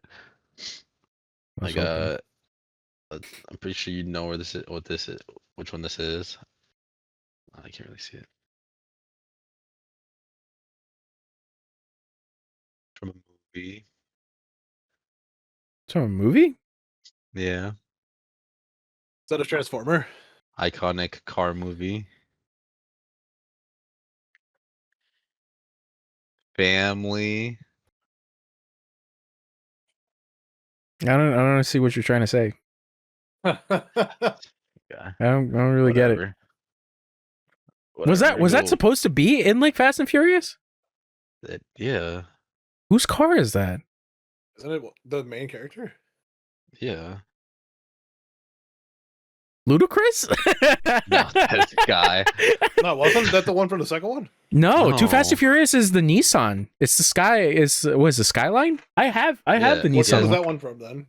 That one's from the first one. That's the car that Oh, that's the first car. Oh. yeah, that's the car that Brian gives to Charles doesn't know lore. Everybody gives point to the left. No, Diesel I that they making together. I like the first one, but I don't really hold the first one to the degree of the second one. The second one He I fucking hates yeah, Vin yeah, Diesel, fair. bro. second Yeah. one is much Same. better. Forget about it, cuh. 100%. Mhm. But yeah, I'm so I built excited that one. I'm so excited for the 11th movie. That one took me, what was it, like 5.5 hours? Oh, they're gonna say 5 days. No, it took me like 5.5 hours. I did it straight, but dude, I was so tired building it Mhm. that the last like hour and a half just like dragged on. Yeah, You like watch something while you're doing it? I was watching whatever Fast and Furious movies I could possibly let's watch go. online. Dude, Dude, but- that's so like I got the Friends thing for Christmas like 2 years ago, and I watched Friends while I was building it, bro. Nice. See, it's funny because I was trying to watch the second one because obviously it's the better one. forget about it, cuh. It wasn't there, so I think I saw what was it? The the third? cartel one. The fourth one. Yes, where Well, it depends because there's a lot of cartel ones. well, the one where Jack Dom Tuxedo finds Kills. out that Brian was that Brian and Letty. Oh, that Letty was were doing alive? something. Yeah, no, that Letty, that Brian set up, essentially not set up, but like that Brian asked Letty to help him with something. That is The one where she quote unquote Oh, dies. retarded. that is the fifth, but that's the one where Letty comes back in, right? No, this is the one where she dies. Okay, so that's 4. Yes. Yeah, that's with the Braga cartel. yeah, that's 4 because Yeah. that's the one where they go to Mexico and like Brian's trying to do the undercover stuff, but then he's basically like he doesn't know that Dom knows, and then Dom shows up and he's like, "What are you doing here, Dom?" Like, "I'm doing an operation," and Dom's like, "I'm here for revenge." And then, yeah, that's the 4th one. Bro, and you don't then understand. that, You weren't here when I went through all those movies and then I ranked them and then was my like, God. I have to give a reason as to why I like the way that I Games. like them. Games, I was here. He was here. Nice. He heard. This is like the exact same shit. Like Chonch talking about Dune and then Fast hated and it. Furious is like the equal things. I would rather hear about Dune. Stop lying. You would rather hear about family. I'd rather Dune all over myself, bro. Stop lying. Because even at that point, you didn't know about Dune, and you'd be like, "I'd rather hear about Fast and Furious than Dune." That if we were back in time, you would have said, "I'd rather hear about Fast and Furious than Dune." Bro, I'm a Duner, dude. Yeah, I know you full Dunin. Which reminds me, I gotta watch that. What is it? Prophecy, the HBO show. Oh, sure. Yeah, I gotta watch that because I'm not a Sure. true Dooner. Good. So I gotta finish the third book. But yeah, did you watch all the Fast and Furious? Nah, because they're not all on streaming services. Oh, okay, fair enough. Yeah, because they're all So- like weirdly split up for some reason. Mm-hmm. And some of them aren't even like you'd have to pay for some of them. I And th- I'm like, yeah, I'm not doing that. I think they belong to Paramount, so I think you'd have to get like a Paramount account. Surprisingly, it doesn't say they're on Paramount. Oh, weird. Okay. Like some are on YouTube, some are split with Amazon Prime. Yeah. and Yeah. It's just the whole. Because yeah. I'm trying to think. I think it is Paramount that like is the production company. Is it not? Am I crazy? I don't know, maybe. But damn, Distributed by Universal Pictures. Universal is owned by. Actually, I don't know who Universal is owned by. Huh. Yeah, I don't know. Parent organizations: Comcast, NBC. Okay. Yeah, Comcast owns all that MCA. shit. Yeah. Yeah, I ended up watching that one. I ended up watching. I wanted to watch Fast Five. I like the bank heist. That was Yeah, cool. where Letty reappears and Letty has Yeah. amnesia. Yeah. And then Dom's like, Letty, I love you. And then Letty's like, I'm gonna shoot you, Dom. And then she shoots Yeah. Dom. But she's like, And then that's a Dom's like, warning. "Oh, That's you a shot warning. me." But I still love you. By the way, I got some Brazilian chick pregnant. So don't worry about it. Funny enough, that's the other movie I saw. Is the one where he has to go save the Brazilian chick. 7, I think. Yeah, 7. Is it 7? Well, 7 and 8. Okay, so this is where it gets confusing because it's 6 is where they introduce Shaw.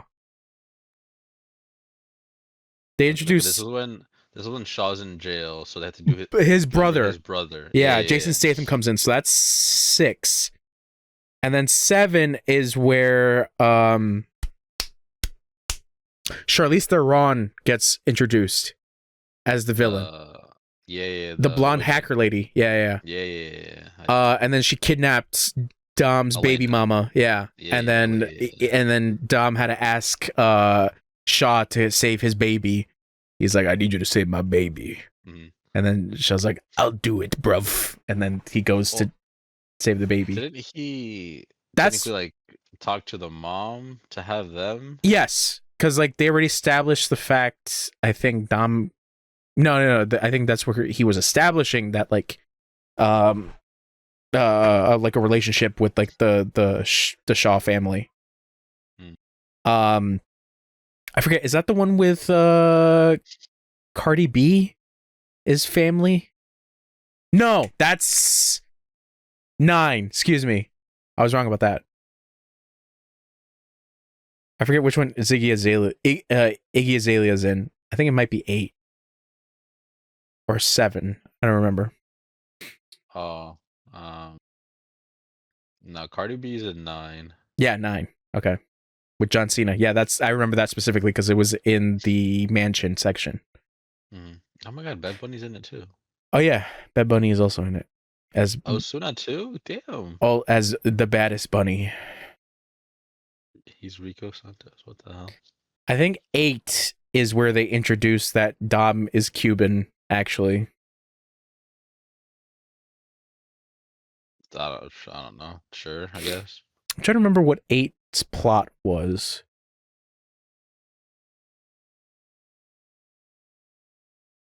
Oh no, I think it was 8 that I saw. Because this is. Let me see. What is the synopsis for 8? Oh no, yeah, I did see 8. This is when Dom saves the chick, saves his baby moms. It was 8. That wasn't 7? No, that was 8. What the fuck happens in 7? I think maybe it was 8. No, yeah. This No, is what it is 8. It is 8. Yeah. This is what happens with these fucking movies. They start to blend with one another, and it's just like 7 was. oh, 7 was Shaw. No, 7 was the intro of Shaw. Because that's where he kills Han. But okay. I think so. I gotta figure this out because 1 is Dom and Brian. 2 is Brian, yeah. 2 is just Brian and Tyrese Gibson. Yeah. Roman. 3 is Japan Adventures. 4 Japan Adventures. That's what it is. 4 is Brazil. Yes. Where's Brazil? 4 is Brazil. 5 is 5 Oh, is no, the bank heist. 5 is Brazil, excuse me. 4 is Letty dying. Yes. Okay. 6 is Owen Shaw. It's Letty comes back. 7 is his brother. Yeah, you're right. 8 would have to be Baby Mama. Baby Mama saved the baby. Mm-hmm. 9 is John Cena. Fucking garbage. And then 10 is Jason Momoa. Jason Momoa, yeah. Yeah. Okay. So yeah, you're right. It's so dumb. Yeah, because you kind of have to remember, okay, what exactly differentiates them. But the problem is that like when you really think about it, they start to meld, and it's like, okay, what the fuck? Like, did that happen in 7 or did that happen in 4? I don't remember. All I remember is a lot of close up shots of women shaking their ass, and that's all I remember. And cars. Like those, that happens in all the movies. In all the movies, there has to be a scene where fucking Vin Diesel gets out of a car. There's a party happening, and women are shaking their asses, and the camera pans into the asses, like straight up the crack. And then Vin Diesel walks up to someone and be like, "I'm looking for somebody." And then they're like, "All right, Vin Diesel, come and sit in our meeting room while you talk to current famous artists at the time period that we're in." I.e. Cardi B and or Iggy Azalea and or Bad Bunny and or Don Omar and or the fucking they were good. They were good in that movie. To be fair, yeah, I do like Don Omar and they're the comic relief. Tego. Yeah, they're the comic relief. Yeah, but then but what is it? Is it 8? No. It's either 6 or 7 where Mia it's 7. It's definitely 7 because, or maybe is it 8? Damn it, I don't remember because it's the one where explain it. It's the scene where I told Haller this, that Mia walks up to Don Omar and starts speaking in Portuguese, and Don Omar responds to her in Spanish. And then I was like, what the fuck is this? Is this Tekken? They just understand each other? Like, to be fair, Portuguese and Spanish have similar words, but then at the same time, it's like, but those are two completely different languages. It's at the end of the movie. It's either at the end or the beginning of the movie, but I remember specifically that Brian is not there, so I don't remember which one it is, because I think it is the 6th movie where, not 6th, it's the 7th movie where Paul Walker died.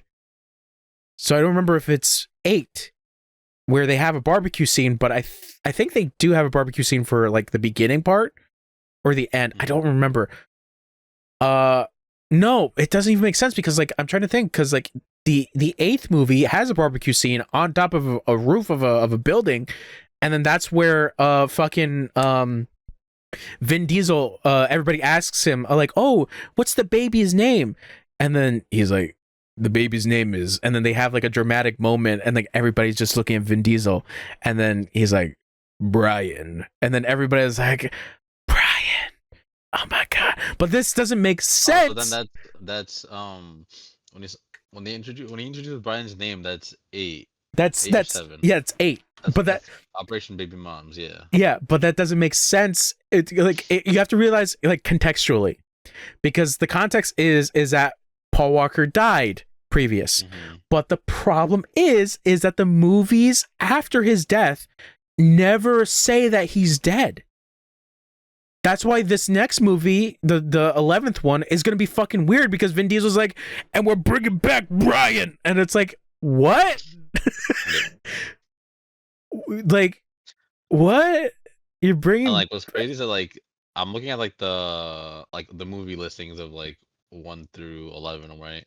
Or just, like, list the names of it. I clicked on 10 part 2, so technically 11, whatever. Yeah. And then they're like, you know how you see like the snapshots of like the trailers and whatnot? Why is Cristiano Ronaldo in the movie? I don't know if that's even confirmed.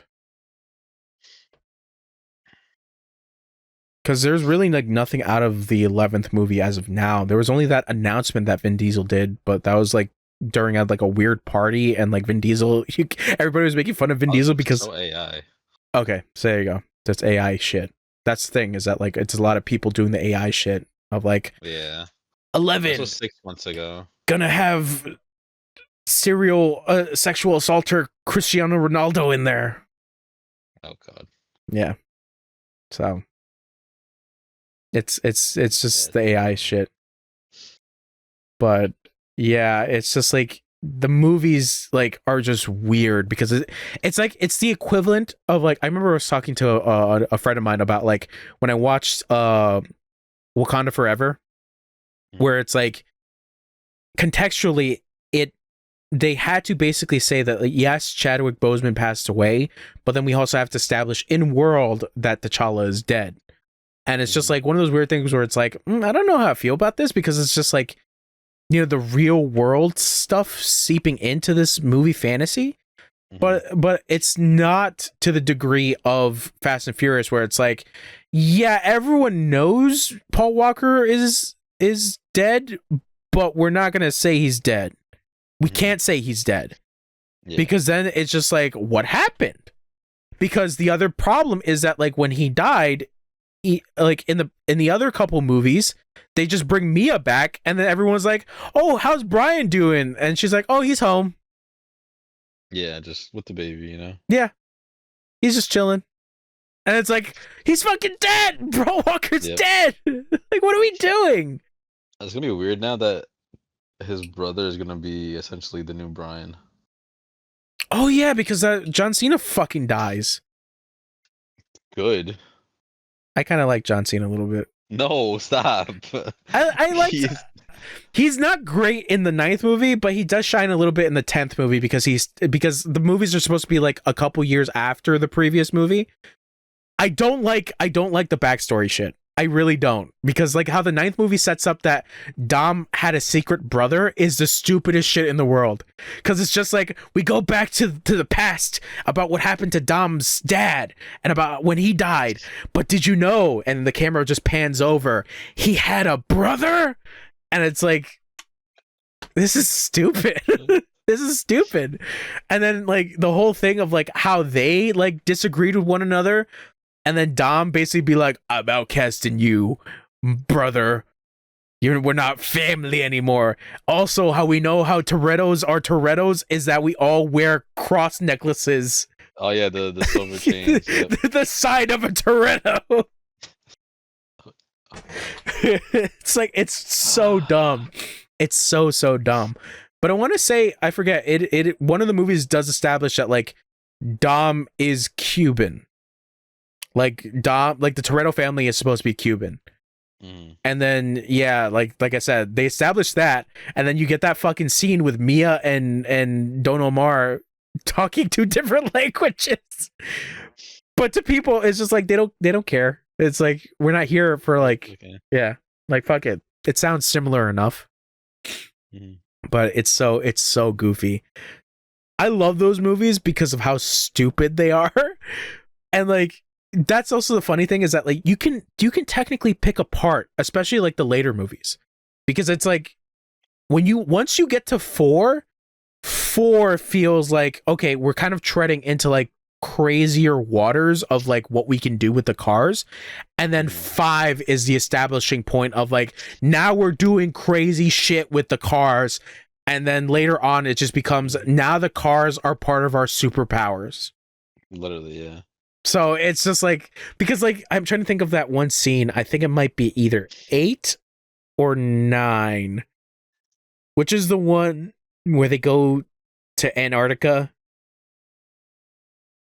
Oh, and Tyrese wants to drive the Lambo. Yeah, that one. But that's 8. Okay. And then they like an explosion happens, and then Dom is like about to get like engulfed by the flames. Oh yeah, the submarine explodes, yeah. And then everybody just like, shield him. It's like they're nowhere near him.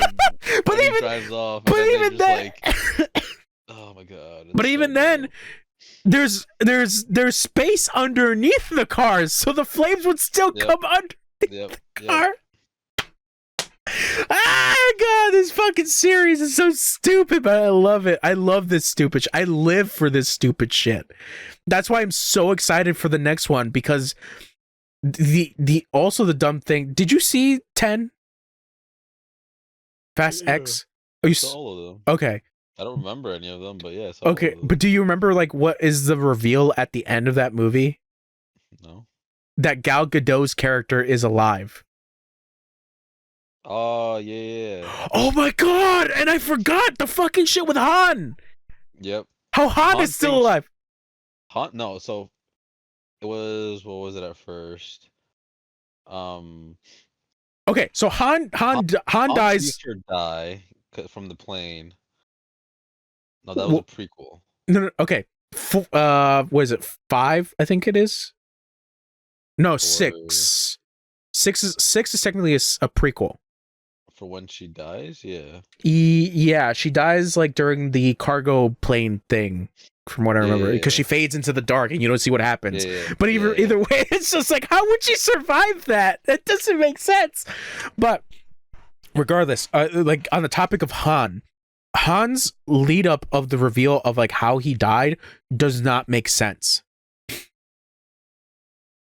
Oh, the fact that the Shaw brother was involved. But even then, that was pretty much a cover up. So okay, so when you watch Tokyo Drift, how Han dies, how it's established that he dies is that, oh, it was a freak accident, you know. Then you even then you see the camera on Han before the moment it explodes, and then it's just like, okay, you see him died.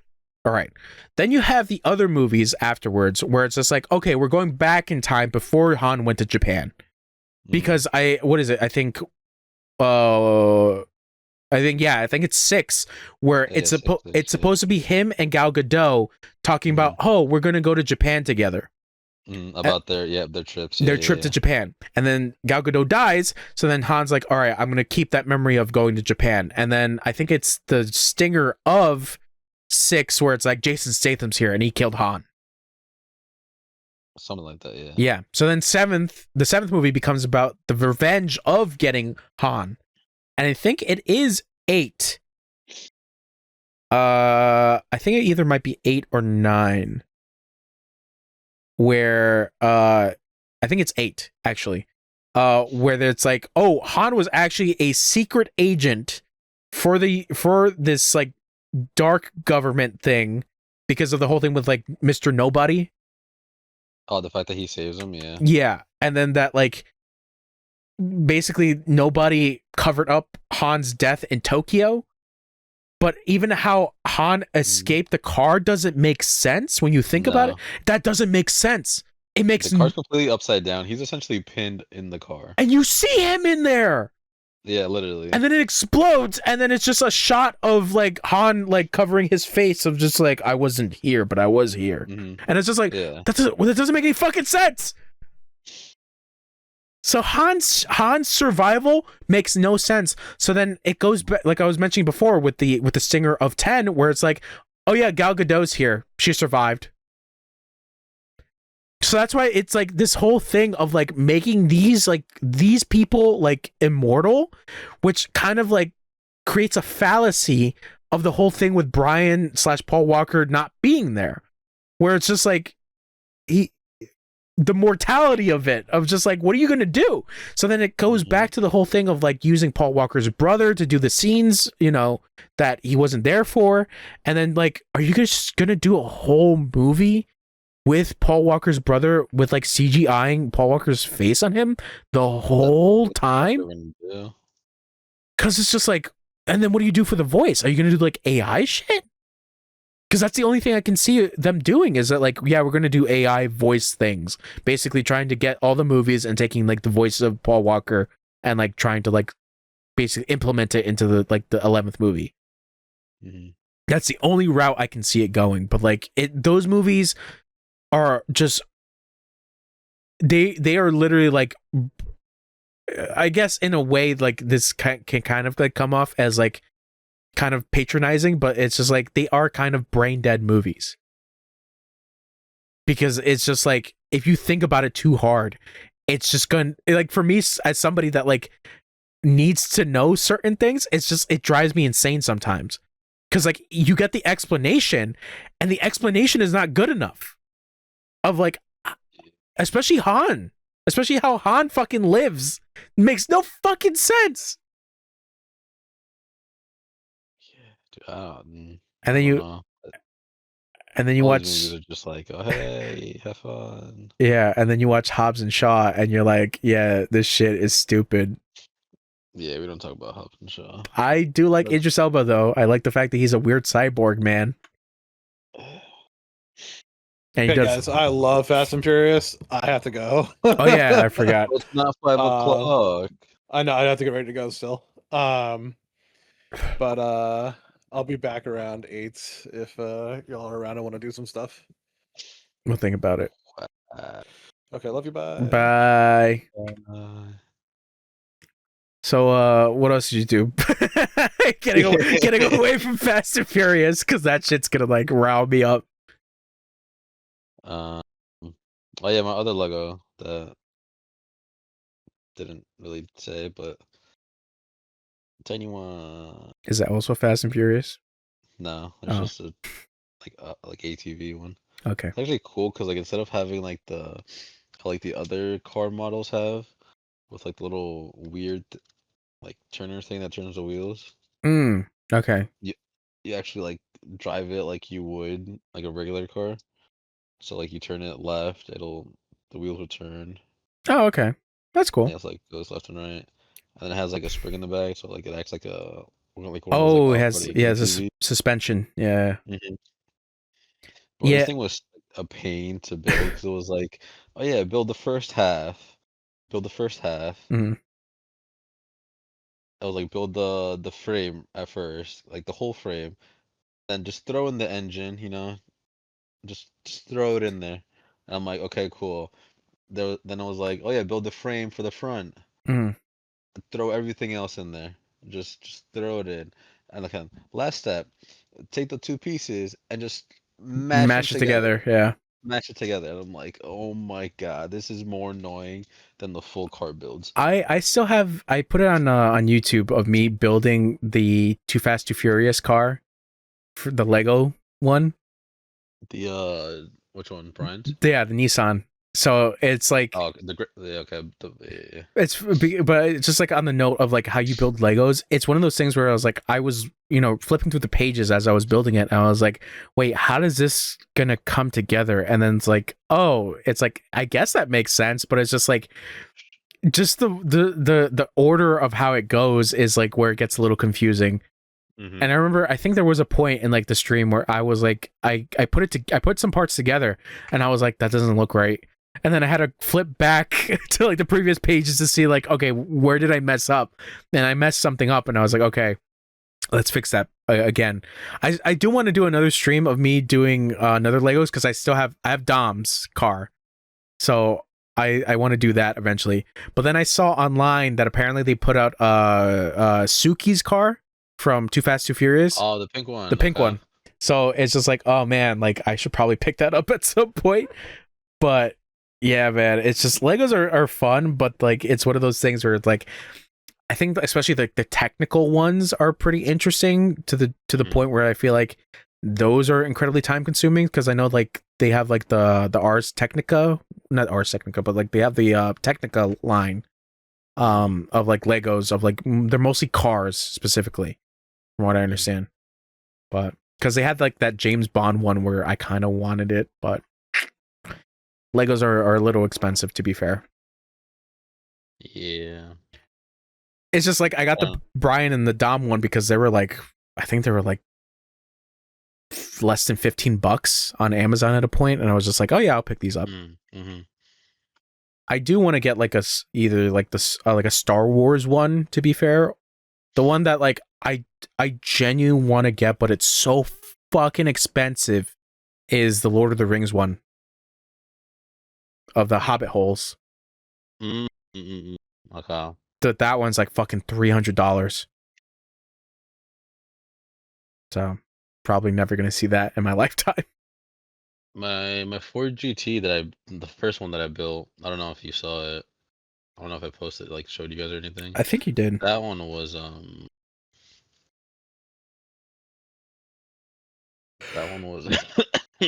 like almost 200. It was like 120. It's probably like my most expensive one, but knowing me, I'll probably go higher. Yeah. Like with the supercars and whatnot. That's fair. Like for example, like I really want to do the McLaren P1. That thing looks insane to build. Yeah. But it's 450, and I'm not trying to spend 450 for right the now. Lego.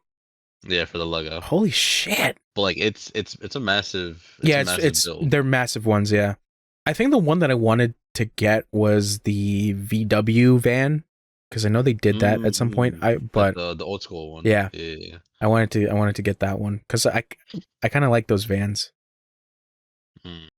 Yeah, but Legos are so expensive, man. It sucks because then like I start to think of like I kind of like doing like the building stuff, even though those are very time consuming. But it's just like I also thought about like Gundams, and I'm like, I know there's like different variations of like different quality builds that you can get for Gundam, but even then, that's a whole other rabbit hole that you can kind of get into because from what I'd seen online of people being like, oh yeah, you get like hobby grade or like standard grade and then like master grade and then like all these other variations, and it's just like the higher it goes, the obviously the higher one is meant for like the enthusiasts of Gundam, but like not even the show or like the media, it's just the building of it, those specific enthusiasts. And it's just like, I'm not one of those, so I'll just stick to a regular ass standard grade like plastic shit. I'm cool with that. I'll just start with that. But yeah, it's like it's one of those things where it's like those particular like toys that you get later down in life where it's just like I kind of want to just build it, and then you can kind of see that it can go in a crazy fucking direction. Yep. Like once you finish one, you're like, okay, I kind of want to do this again. Yeah. But like you obviously want to go bigger the next time, so it's like, how big is too big? How big is too big? Yeah.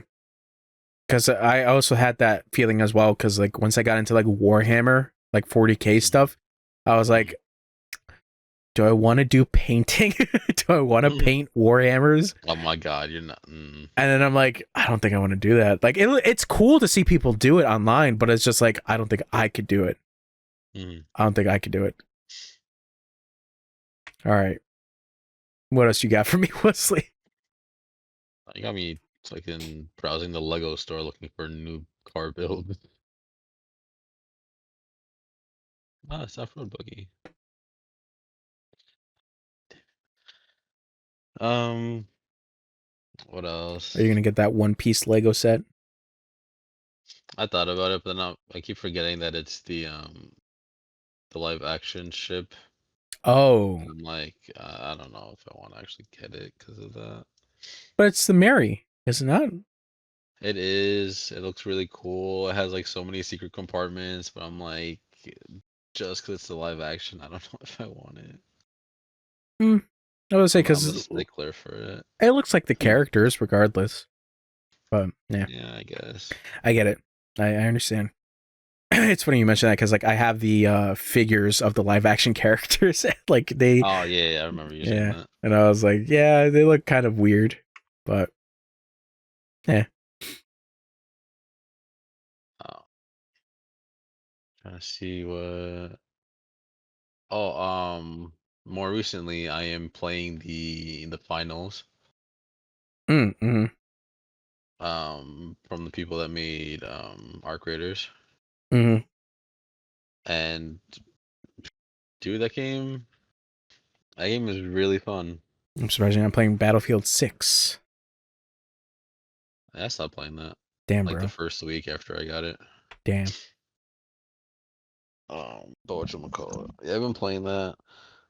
It was a lot of fun. Me and my friend, um, he was like, "Oh yeah, it's a gun game." And I'm like, "Yes, I'm aware. I played Call of Duty with you before. Don't forget."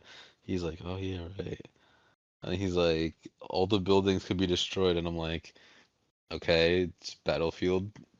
I'm not like I'm familiar with that concept. It's easy." And then I'm like, "Yeah, you just have to. Then you have to cash out, and that's it." He's like, "Yeah, yeah." He's like, "Okay, never mind. You got it." And I'm like, "Yes, I know. I'm a I, video game person. What do you expect?" I love them shootings. To be fair, like I thought like I could never get back into like multiplayer shooters, but I Mhm, played a little bit of Battlefield on PS5, and I'm like, mhm. it's good. It's good. Yeah. Also, to be fair, Battlefield's not like competitive. You're Yeah, not like you're not like it's having it. to do like some drastic things just to get Yeah, because kill or whatever. it's weird because like from the videos I saw of Call of Duty is like people were trying to go for more of the competitive route with Call of Duty, but then Hmm. like that's where it kind of gets like I don't know. Some people hate or love that aspect of the Call of Duty multiplayer, but I don't know. Yeah. What else have I been doing? I bought Bayonetta and Spider-Man 2 because they were on sale. PC or No, PlayStation. oh okay. Bayonetta's a good Yeah, game. yeah. Yeah. Spider-Man 2 is okay. I never played it, so I'm like, okay, might as well. Yeah, so I don't know. My expectations for Spider-Man 2 were like really high because I really liked Spider-Man 1 and Miles Morales. Hmm. And then yeah, 2 is good, but it's not like yeah, it's all right. It was like $30. I'm like, it's about time I get it. I'll take it. That's fair. Yeah. Play that for a little bit. The powers are pretty cool. Yeah. Uh, what else? Yeah. Borderlands, played it, beat it when I got it. Literally didn't play any other game besides that. Um, it's actually not bad. I played as the Siren, obviously. Hmm. I always main Sirens when I first play them. Um, she's not bad. She's definitely not as strong as when she first came out with her like bleed and everything. Hmm. Um, but if done properly, she can essentially one shot a boss. Okay. Um, because she has her action skill. One of her augments is she sends out a screech that anything that gets hit by it takes, I believe, 15% more damage. Hmm. So like if you have a Torg shotgun with sticky rounds, with like sticky bullets or whatever, Hmm. um, and you know how like the guns have like different parts and everything, right? Yeah. You have it with what was it? Um, forget it's some kind of magazine. I think it's like the COV magazine where it's just like you shoot it and then it just keeps going, like heats up and whatnot. Mhm. If you do that, like the sticky rounds won't explode. You'll just keep stacking and stacking and stacking and stacking, stacking, stacking. After like a little bit, you just detonate those. You just stand still and see like the health bar just go Deplete. from 100 to 0. Yeah. Yeah. And I'm like, nice. Those kinds of like especially when people get like really into like Borderlands specifically, because there's this one guy that I kept seeing clips for that like he was kind of like the Borderlands 2 expert. And then like him talking about like, oh, like how specific drop rates like work and like how you can get like really like rare guns, but you have to kind of do like this weird trick and all this other stuff. And he's like, oh, and basically I think like one of the clips was like him like basically just killing a boss in like one shot. And it was like really dependent on his build. Yeah, just very interesting stuff, especially with like Borderlands in that aspect. Any other video Yeah, it games still you got makes it fun.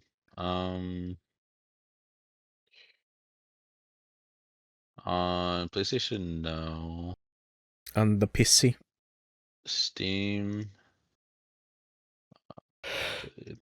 I've been playing Stardew Valley a little bit here and there. God damn, I gotta play that. Because me and my coworker played it when we were chaperoning at work. We just literally stay at the school and just play games until the chaperoning starts, Mm-hmm. which is we have like 4 hours to kill, so we're just like whatever. Damn. So we made a farm together, and he was like, "Dude, I don't know why, but like I'm kind of obsessed with this game." Yeah. Like, to the point where he like finally he bought it and has been playing it since he bought it, which was like over the break. And I'm like, dude, finally, like, and I'm like, we could literally just get do a what is it? The Nintendo Dual membership for multiplayer, and just link the accounts to that, and then you just end up playing Stardew Valley together. Mm-hmm. And he was like, Oh "Do you want to get married in the Stardew?" my God. And you're like, I don't think you could marry your co-op partner. co-op friends. Yeah. So the thing is that like yes, like crafting survival like / farming games can be really addictive. But it's also the weird thing for like me personally. I can only think of like survival crafting games, but the one game that I couldn't like get really into was Animal Crossing. Mm-hmm. I don't know why. Like it didn't really like grip me as much as like some of the other stuff, but I know people love Animal Crossing. But the one survival crafting game that I got really, really, really into was V Rising. Oh yeah, I remember you saying that. Yep. I got super into that. And then I tried booting it back up and I forgot they did like multiple updates to the point where it's just like, hey, your old stuff doesn't exist anymore.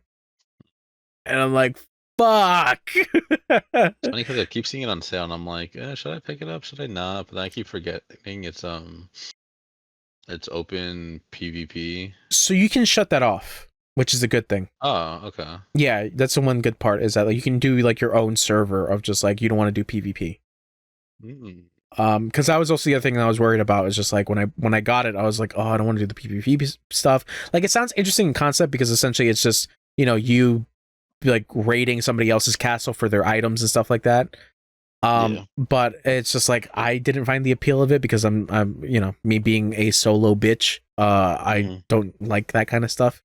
And especially if I worked hard on something to get it and it's just like the fuck. But I got really into V Rising, like really, really into. But for like farming games specifically, I don't really think I got into Rune Factory because I booted that up and I'm just like, oh, this cute little like world where specifically Rune Factory 3, where the opening is that like you're a weird sheep boy and then you just end up in a village with a bunch of other weird people. And they're like, okay, you can farm now. But sometimes you have to go to the dungeon because there's some shit you got to get in the dungeon. But mostly it's about farming. Yeah. But I am very keen on eventually playing Stardew Valley at some point because I always hear like that one is like the You've perfect. never played? Nope. Wow. Nope. Never played it. Dude, if you buy them on Steam, I'll start a world. I have it on all the systems. Honestly, me too. Yeah, because I was like, which one do I start with? Do I start with the PS4 one? But then like, oh, I could get the Switch one because the Switch one's pretty cheap. Oh, the Steam version is super cheap as well. I'll get it on Steam, and I also have the Steam Deck, and I also have the Switch, and it's just like I do it portably. I find the PC one a lot more, like better. You can see the graphics. Yeah, that's pixel. The graphics are the same for every single. That's the joke. It's like it's all pixel. No, because like if you're farming, right, and you have like I'm just use these Q-tips that I have here as an example. You have like your rows, right? You have row 1. What is this Stranger 2, Things-esque and 3, bullshit? right? Yeah, shut up. So you have like rows, right? This is Vecna. Yeah. This is us. Shut up. I wish Howler was here because we were talking about Stranger Things, and he's like, "I like the season. I don't know why everyone's bitching about it." I didn't watch the season, so Okay. I don't. Yeah. All right, but yeah, continue. So you have like your 3 like crop rows, right? And then you have like your player. You could essentially water all 3 crop rows for standing in one spot. Oh, Like, you okay. can't really, yeah, So- you can't really like maneuver that. Can't really do that aspect in like consoles. Oh, because the keyboard and mouse stuff. Yeah, you Okay. can't really like aim it. I mean, you could use the right stick to aim, but like it's super sensitive that it's, at that point it's like you just do it one by one. Yeah. Okay. I understand what you're saying. Yeah, I can see why it could be more addictive because you're getting more done in a shorter time frame opposed to other stuff. Yeah, because that was the one thing about Rune Factory. It was just like, oh, I gotta water every individual fucking plant I have. But and you have to do that too for like obviously when you first start off. Like when you upgrade the watering can, you could do a lot more. Okay. You could do it goes from 1 to 1, goes to 1 to 3, like 1 block, 3 long. Yeah. Like then per row. Yeah. Yeah, and then it goes 1 to 5. From 1 to 5, I believe it's 3 by 3. Okay. I think. And after that, maybe 4 by 4. I don't entirely remember. I'd have to double check my your farm. Further character. Yeah, my second year character. Where is your farm? American. I'm trying to think. Like the other, I was thinking about another survival game. Oh, Subnautica! I got really into Subnautica. Yeah, I saw I was doom scrolling on Reels again, like I usually do. I saw that Subnautica 2 is multiplayer. Yeah, it's multiplayer co-op. I really should play Below Zero. Yeah, same. But then everyone was like shitting on it because they were like, "Oh yeah, the company fired the devs of the game." So yeah, that's the other thing that happened because I think Subnautica is technically owned by PlayOn, the Embracer Group, new subsidiary of what they're doing for games. But yeah, there was some weird shit that was happening with that because that was I think during the time where like a lot of companies were doing a shit ton of layoffs. But I don't know, to be quite honest. Oh, The Forest. I got into The Forest as well. I see that a lot. I never like actually give it time to like actually look at. It's neat for what it is, because that's real like survival / like survival horror kind of bullshit. But yeah. I don't know. But talking about the like survival crafting things, what Haller mentioned Icarus. He was talking about that. He was like, Yeah. I love this game. I want to marry The game's actually pretty fun. The one gripe that I have is obviously it's like like open world survival like on a map, the from getting from point A to B, it takes a while, Hmm. and like the map is huge, and we're still only in like the starting area. Um, but it feels like it takes forever just to get back to our base or to get to um like a key, not a key location, but like a point of interest, like an ore cave that we saw and whatnot. Hmm. It just feels like it's gonna take too long. And like when you first deploy, you see the size of the actual map. You have like 3 different biomes. You have Arctic, you have desert, and then you have like livable areas, so like a river biome. You have like a lake places and whatnot. Hmm. They all connect together. So it's like if you want to go from Arctic to desert, you're literally going from one corner of the map to the other corner of the map, Yeah. and that's gonna take probably like an hour's worth of walking. Okay. Okay. So Yeah, it's I it's mean, a regardless, the game's still fun though. yeah. It's just like it seems like there's a lot to do. Like yeah. Yeah, like like you first start off, we didn't even do the tutorial. We just jumped straight in. I didn't even know there was a tutorial. I thought you just like they teach you how to play as you're going through. I'm looking at it this way, but whatever. Um, yeah, because I have Discord on my second monitor. Mm. Um, but yeah, like we thought if you just start an open world, they'll be like, okay, this is what you have to do first. This is what you gotta do second, like step by step thing. No, the first mission you get is to craft and build a essentially like an access point to be able to talk with the like space station or Hmm. whatever. Because we're people from Earth essentially trying to um what's the word where we're trying to like colonize an alien planet. Hmm. But yeah, we're trying to essentially do that, like getting resources, sending stuff back and whatnot. Hmm. Um, we have to build that first before we do anything else. So we're like, okay, how do we build that? And then we found out that you have to be level 10 to build Oh. it. Okay. Yeah. And as he was saying, there's like a whole like essentially like a scroll Yeah. in a way It's of funny. It's funny you mention that because V Rising kind of had something like that, whereas like certain things you had to be at a specific level, or you had to had because V Rising's whole like cycle of like how it works is that like you basically get materials to craft stuff, but there's certain things you can't craft because you need a specific soul of a hmm boss, and hmm then you go fight the boss and grab their soul, and the soul allows you to unlock certain things. Yeah. exactly, it's literally the exact same thing, yeah. Hmm. So like for example, like some stuff you can't craft until you get to the next tier Yeah. of items. Because we're on from what we're on right now, we're in I call it the age of iron, where iron is like the most important resource right now. Yeah. Where we have like iron tools and whatnot. We need iron to make steel. And whatchamacallit, there was one blueprint that required steel screws. I'm like, how do you get steel screws? And it's like, oh yeah, you get steel screws from the level 20 crafting bench. Mm.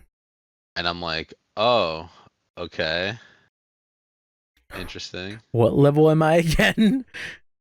I mean, to be fair, you level from doing literally anything in that game. Okay, well, that's Like good. you kill something, you get XP.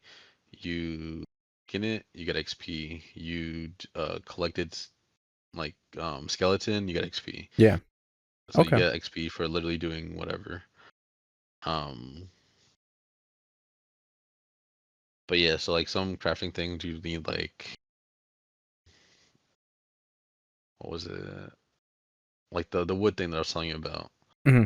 The reinforced wood. Like you actually have to like hover over an item to see what the outcome would be. Just for you could be like, oh, okay, I need this in order to get to this. Yeah. Okay. Yeah, so like the reinforced wood, I would need that before I went into tier 3.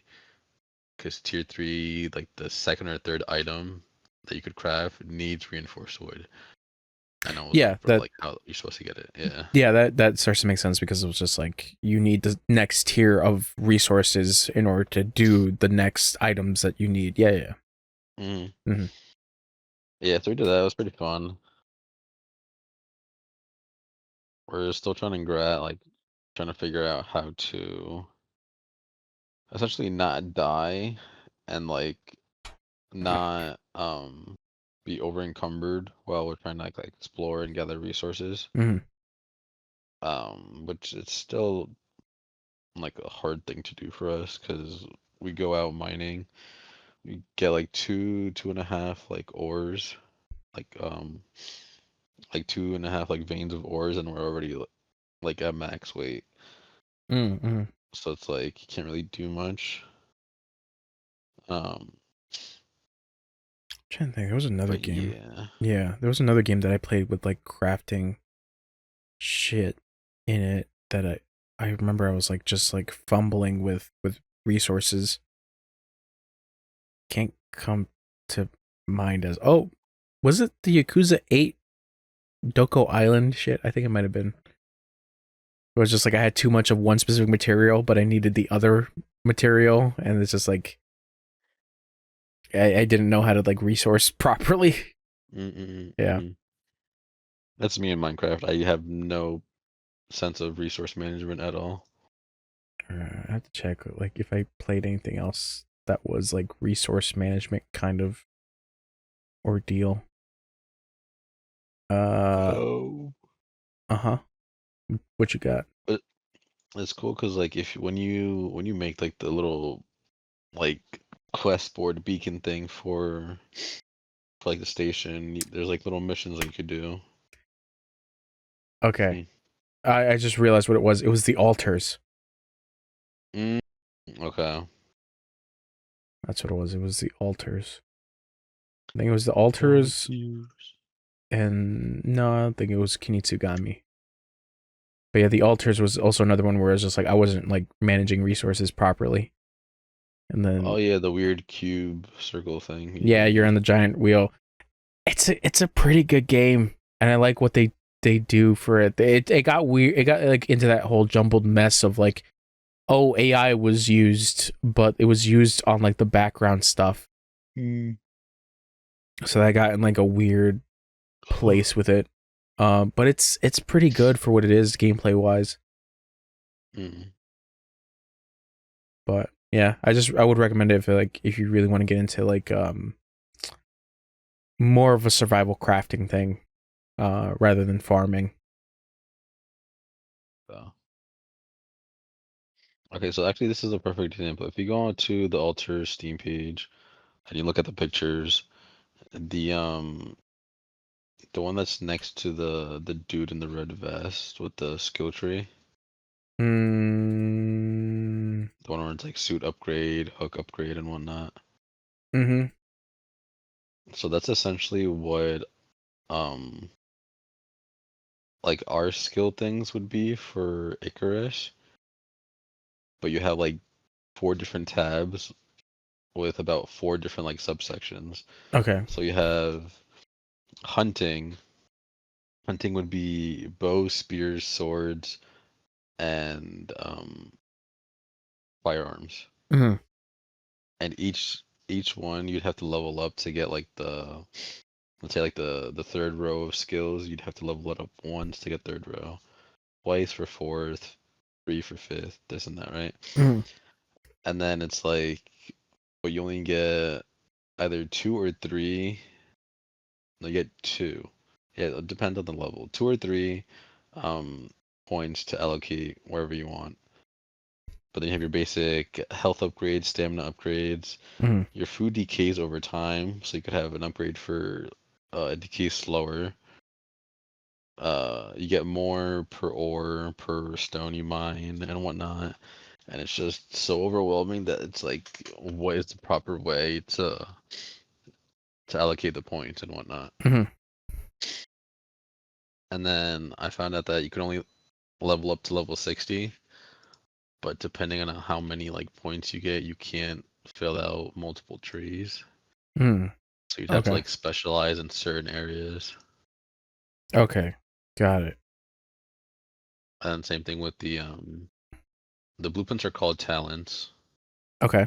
So like you can't really like get, you might not actually be able to get every single talent. So I was telling Hal, I was like, we should probably specialize in like one thing, one Mhm. thing or another. So like Ed specialized in like hunting and whatnot. He's for sure gonna specialize in firearms, like no doubt about it. Because you already in tier 2 you can get like a pistol already. And he was just like, oh yeah, I essentially used up all our iron to make bullets. And I'm like, dude, we need it for steel.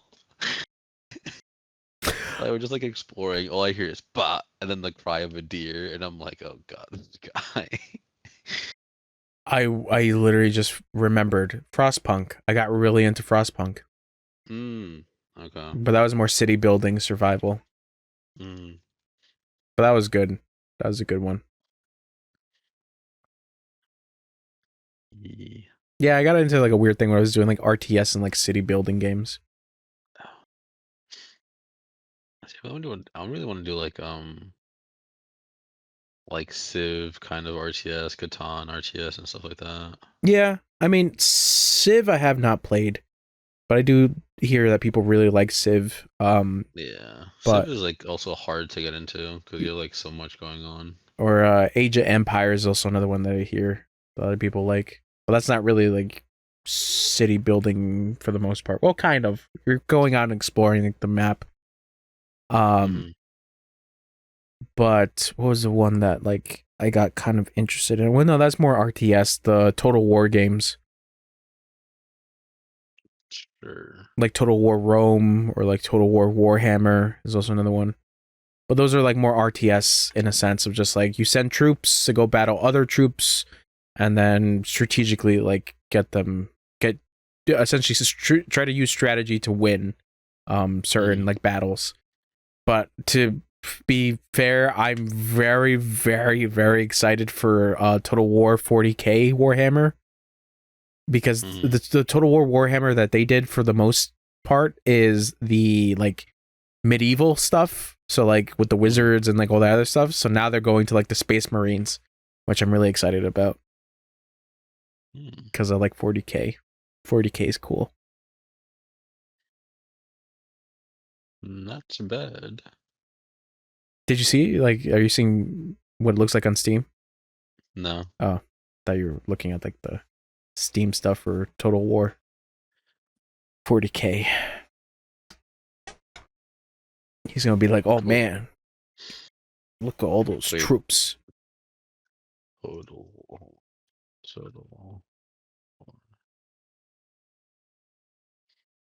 Total War Warhammer 40K? Yeah. He's gonna lose his mind. He's gonna be like, whoa. I was just watching the trailer. Yeah, this is all like cinematic stuff though. Okay. I think they show a little bit of gameplay of what it's supposed to look like. Oh, okay, yeah. It's like Halo Wars, essentially. Yeah. Funny enough, that's what I've been playing a little bit of. But I got like I think it was like last year where I got like in the beginning of January where I got really into RTS games. And the one Warhammer 40K game that I got really into was Dawn of War. And that shit I really, really liked. Ugh. Yeah, I'm not good at RTSs. I was never good at Halo Wars. And I did once, but I was like never good at it. I'm playing Halo Wars because I just wanted to like get through that because that's also the thing with like Halo games is that like if you beat it on like legendary you get like the like a little secret ending essentially. So I'm playing through Halo Wars and like I'm trying to like get through one specific level, but it is so fucking difficult sometimes because like I'm not good at the base building shit. Or like it's supplying enough troops in order to protect certain locations, and it's just like god fucking damn it. But it's I don't know. I like it for some reason. Like another base builder that I was trying to get into because I was watching some gameplay for it that looked really fucking cool is Stellaris. Oh yeah. Yeah, I forgot about that one.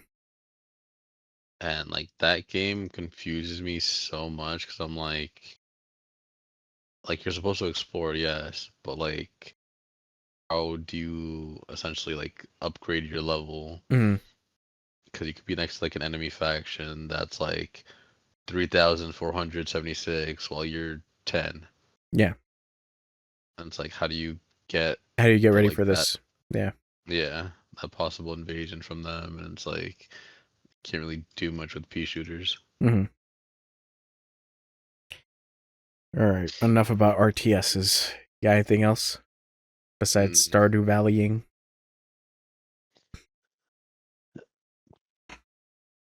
not that I know of. Hmm. Unless you want to talk about the finals and fucking game being cool and fun and just Well, dumb. I don't know anything about the finals. So the It's finals is with Arc Raiders. I know nothing of it besides yeah, the it's like AI the voices big shit. creators. Mm-hmm. Um, you have depending on what game modes you play. If you're playing like the essentially like the ranked mode, so you have like ranked obviously, but then you know how in some games you do ranked, but there's like a specific mode that you play, but it's not ranked. If you know what I mean. Yes, kind of. So like It's not casual, is it? yeah, it's casual. It's like the Okay. casual version of ranked. Yeah. Okay. So um you have like a tier system for that mode. So you have um it's like a bracket essentially. You have 8 Mm-hmm. teams, I believe it is. Eight, yeah, 8 teams fighting it out. So it's a 4v4. It's four teams for one match. So it's your team against 3 others. Um the people who get first and second move on to the next game, Mm-hmm. and then those people, only one person makes it out. Like only one team makes it out from there, and then you duke it out in a team v team. So like a one team versus another team for who wins like the whole shebang and whatnot. Your objective is to go to a vault. Vaults are little cash cubes with a certain amount of money in it. It's usually the same denomination for each cube, so it could be like your goal is to make it to $50,000. First cube would be like 5K. You take the 5K to a cash out station, which is just like a giant like ATM you throw the box into. You Mm. have to defend the box until like the circle completes, which is probably like 2 minutes worth of fighting. Mm-hmm. I think it's 2 minutes, something like that. And let's say if your team gets wiped, let's say like you and someone else dies, your death counter is at like 5 seconds.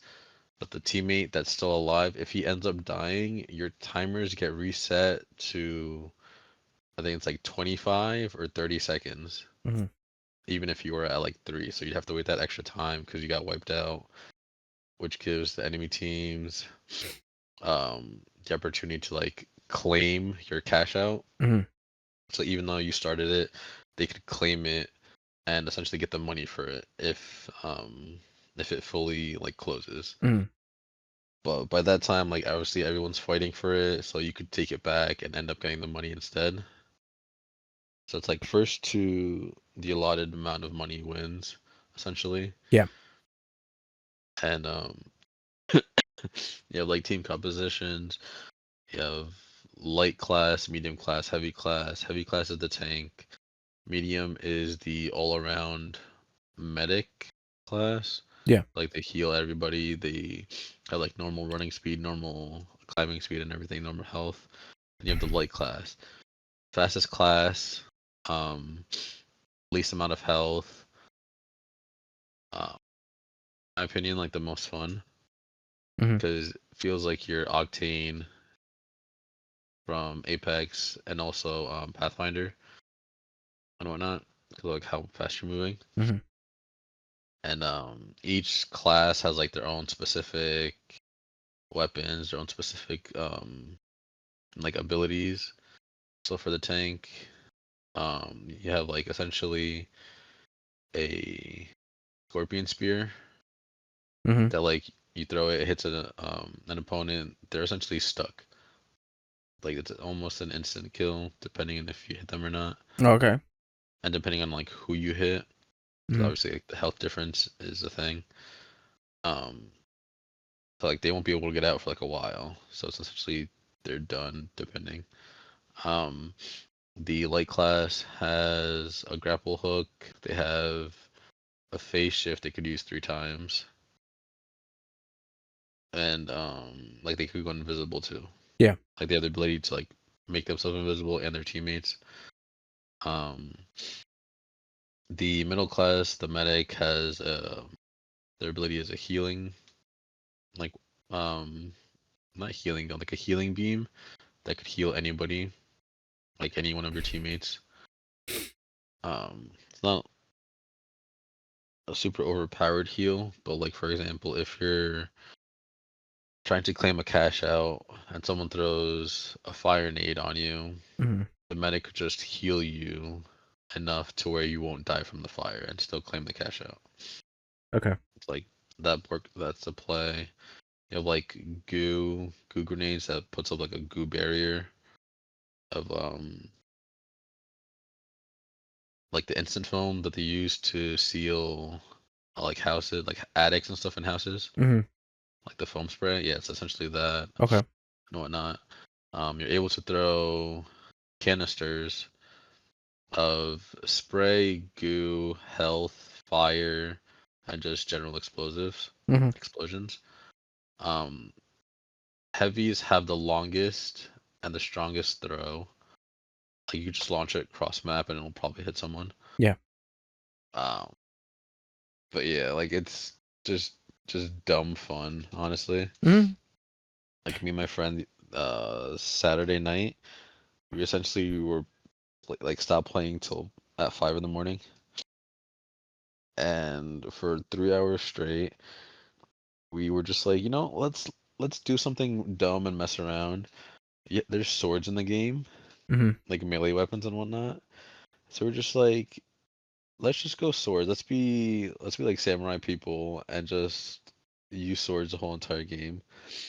We ended up winning a majority of the games that we played with swords Mhm. to the point where me and him were dropping like 20 plus kills in each game. I don't know. It's Yeah, because like I don't know. Like, I see gameplay of the finals, and it's just like I never really interests me. It's like the same thing with like mm, Valorant or to a weirder extent. I like visually I do like how it looks with Marvel Rivals, mm, but it's one of those things where it's like I don't know why it just like it doesn't speak to me as much because I think I burnt myself out with Overwatch, mm, and like a lot of multiplayer like hero shooters don't really appeal to me mm, as much. But I mean, hey, I mean if you're enjoying the game, you're enjoying it. yeah. It's fun because some tanks think they're like the best because they Hmm. kill everything. They kill things before they die. So literally, me and my friend would not like target the tanks, but if there was like a tank in like particular that like they were annoying us like Hmm. extremely, me and him would just target that specific person, Hmm. just make their lives or like their gameplay hell. Yeah, Yeah, yeah, it's fun. that's good. You're having fun with that. Yeah. Any other Vigi games? Not really. Not that I think slash remember. Okay, good enough. Word. Word, word.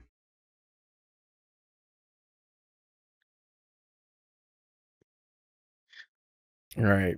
So let's make this podcast 8 hours.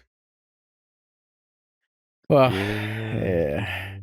I'm trying to think because like I'm gonna try to run this down because obviously we've been gone for a good bit.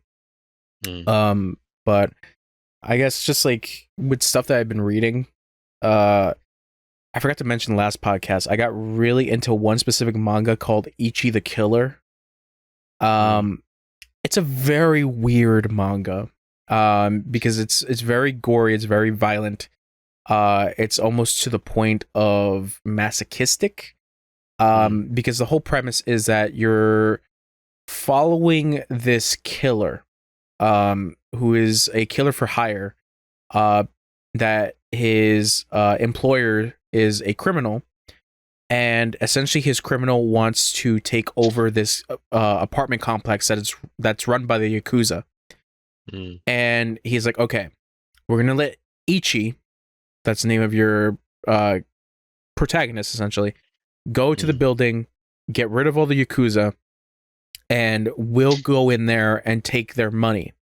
So there was like this whole thing that happens where I wouldn't say the dealings go wrong, but like there's some plot twists and like twists and turns, and like there's also like other things of like the Yakuza having a specific leader who is also kind of a sadomasochist where he likes being hurt, and his like obvious like character design is that he has a bunch of piercings.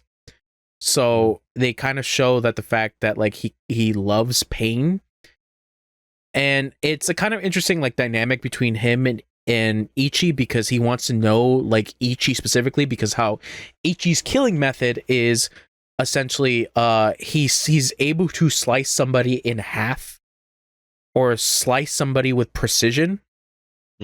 In which your bad guy Yakuza character is like, how does he do it? Like, I need to know. Like I need to figure this out. So then you get a little bit more background about Ichi, and Ichi's also not a good person.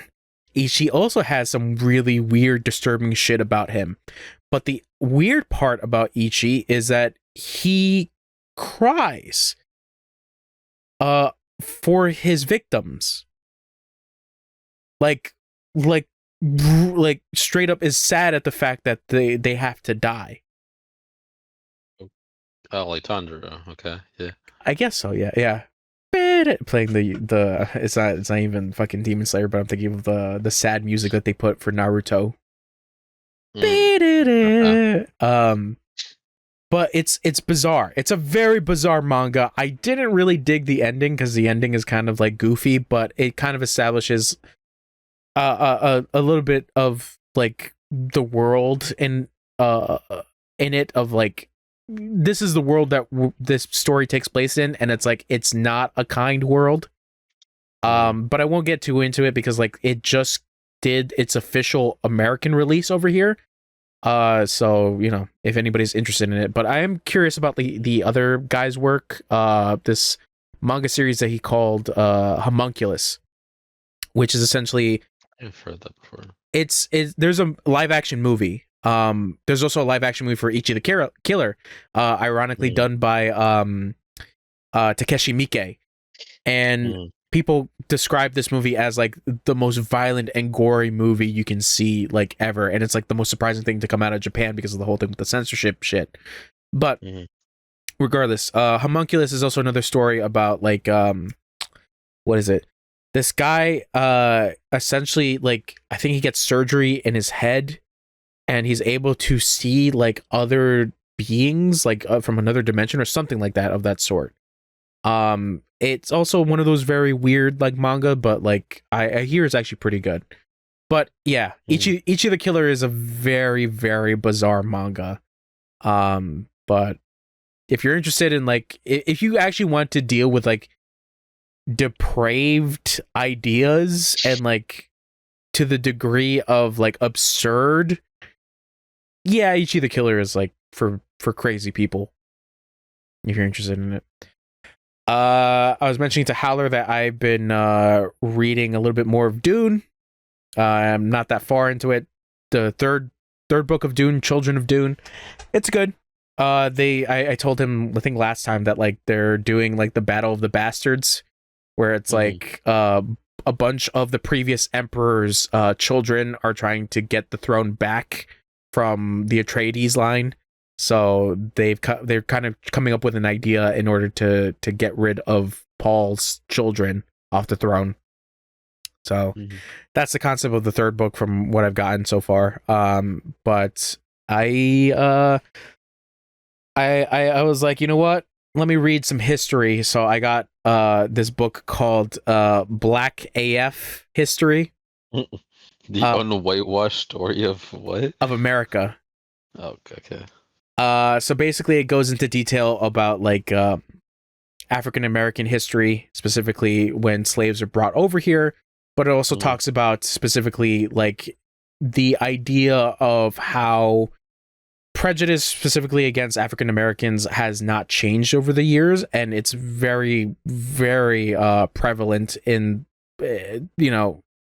throughout history of like specifically white supremacists that try to diminish African American people in succeeding over them, because the book does explain like how essentially slavery came into effect, and how it was essentially perverted from the original idea of slavery, because slavery was an idea from Africa, but it was an idea that was like for prisoners of war, and to the effect, the slavery in Africa was more in the sense of like, oh, if you are essentially in bondage to us, but you have to serve basically a period of time with our tribe, and you can decide whether or not you want to leave after your time is up. Like, you don't have to stay here. You can go back to your tribe, or if you like us that much, like, we're cool.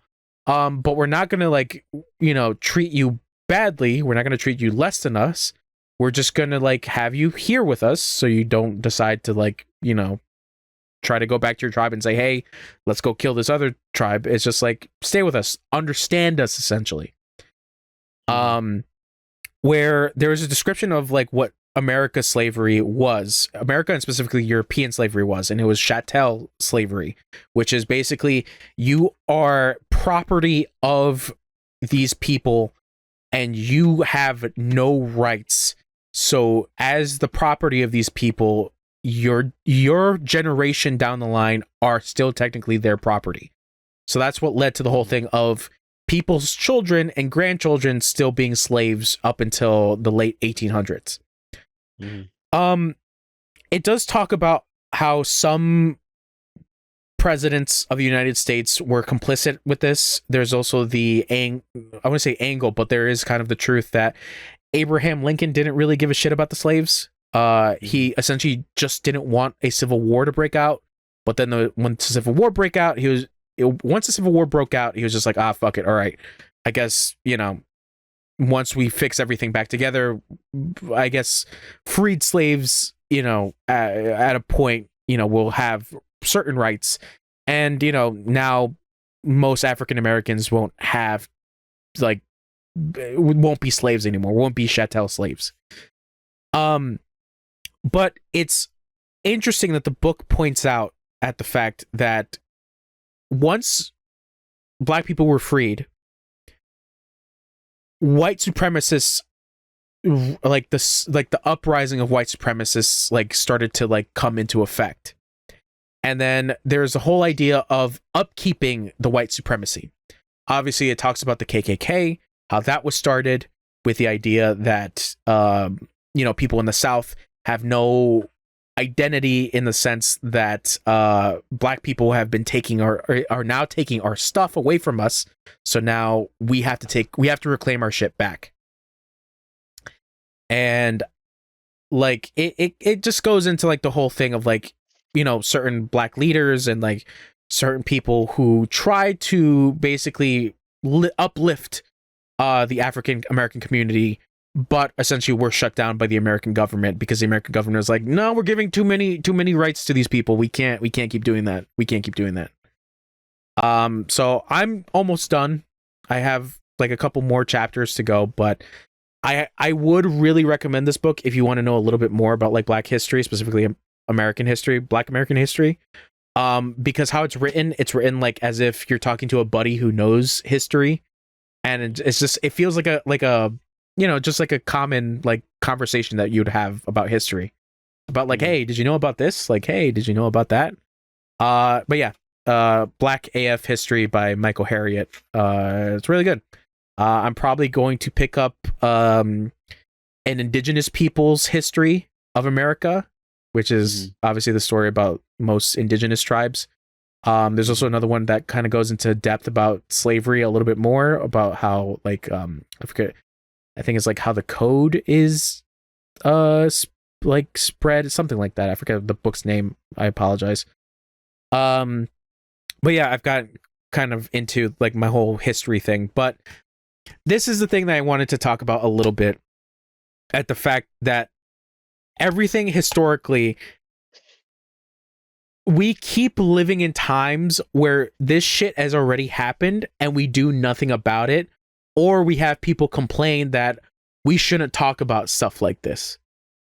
And this book is the perfect like explanation that like, why do we keep having this dance over with white people specifically about like, I don't want to hear about this, or colored people are trying to victim blame, trying to play victims. And it's like, yeah, back in the fucking 1800s, white people did the exact same shit with black people when black people were trying to get their rights. Because they're like, why do you want rights? Why? You're not better than us. And then, black communities were built, the whole thing with Tulsa, and then the whole history about like that one specific town that was part of Central Park, how that got fucking torn to shit. And it's just like the success of a lot of black people, and it's essentially white people being like, why can't I have that? So good book.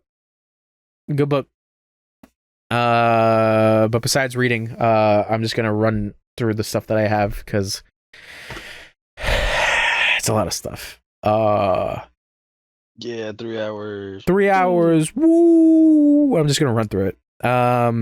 For stuff that I watched, man, I forgot the last thing that I watched, but let's see. Last thing I talked about, I should say. I watched all the It movies. Nice. Watch the show. To watch the show. That's what I did. I watched Welcome to Derry. I really enjoyed that first season. It's a good show. Let's see. I saw this movie, Wages of Fear, and I saw its remake called Sorcerer. Those are also very good. Essentially, the premise is these people in South America have to basically travel with like highly volatile explosives across Central America, and basically get it from point A to point B, and obviously shit happens. Those are good movies. I watched Digimon. I watched the entirety of the first season of Digimon. I watched the movies, the Digimon movie, and then the movies that came out afterwards, and the movie that came out after that. Digimon's good. I recommend it if you like Digimon. Let's see. I watched this movie about Meituan, which was a unions right movie. I got really into this one director called Andrei Tarkovsky. So I watched his second movie called Andrei Rublev, which is about a medieval European painter. That was pretty good. And then I started watching a bunch of John Woo movies with my sister, because me and my sister started watching some action movies, and I was like, hey, let's watch some John Woo movies. So we watched Hard Boiled, The Killer, and A Better Tomorrow. And then by myself I watched his weird not Vietnam movie called Heroes Shed No Tears. then I watched some Japanese movies. I watched The Executioner and The Executioner 2.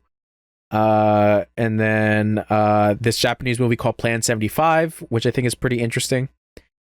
Plan 75 is, I think, a very good movie. It has a very neat idea of like, hey, the world is going to shit, so old people gotta go.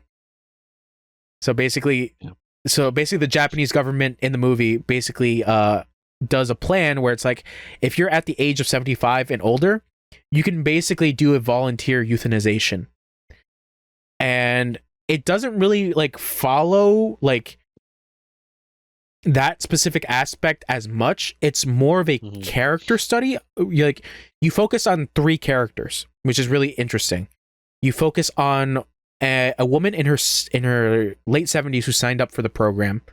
And basically her story of like, she has older friends, she's also working, but the problem that comes into effect is that once you reach a certain age, jobs don't want people who are like 75 and older. They want people younger. Yeah. So she's also in a predicament where she's losing her health benefits, and it's kind of gotten to the point where like you kind of understand like how the system works of like, it essentially pins her into a corner where she's like, well, I have no choice other than to fucking euthanize myself because there's nothing else for me. So it's kind of a sad like story for her, where it talks about how she basically has nobody but her friends, and specifically her best friend, who is also like a little older than her.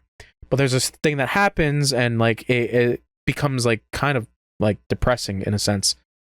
The second character you follow is a Filipina immigrant that works as a nurse in those euthanization centers, and how she was originally a senior nurse taking care of old people, and then she's like, I need to make more money because my kid's sick, so I'm gonna work for the government essentially and work at the euthanization clinics. And then it's kind of like watching from her perspective of like, yeah, after these people die, they kind of have like items on them, like jewelry and their money in their wallets, and it's like, what do we do with that stuff? And everybody's like, oh, we just take them because it doesn't belong to anybody anymore because they're all dead.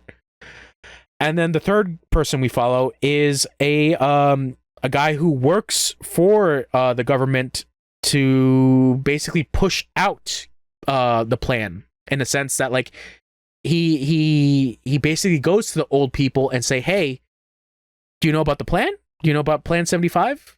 Yeah, you sign up for it, and then you get $1,000, and $1,000 you can do whatever you want with it. And then when you're ready to go, come to us and we'll get everything done. So he kind of has like this weird, I wouldn't say weird, but like he has this very interesting character moment where he talks about his childhood for a little bit. And he talks about how like, oh, like I wasn't really close to my dad and this and that. He's like, I really don't really have memories of my dad.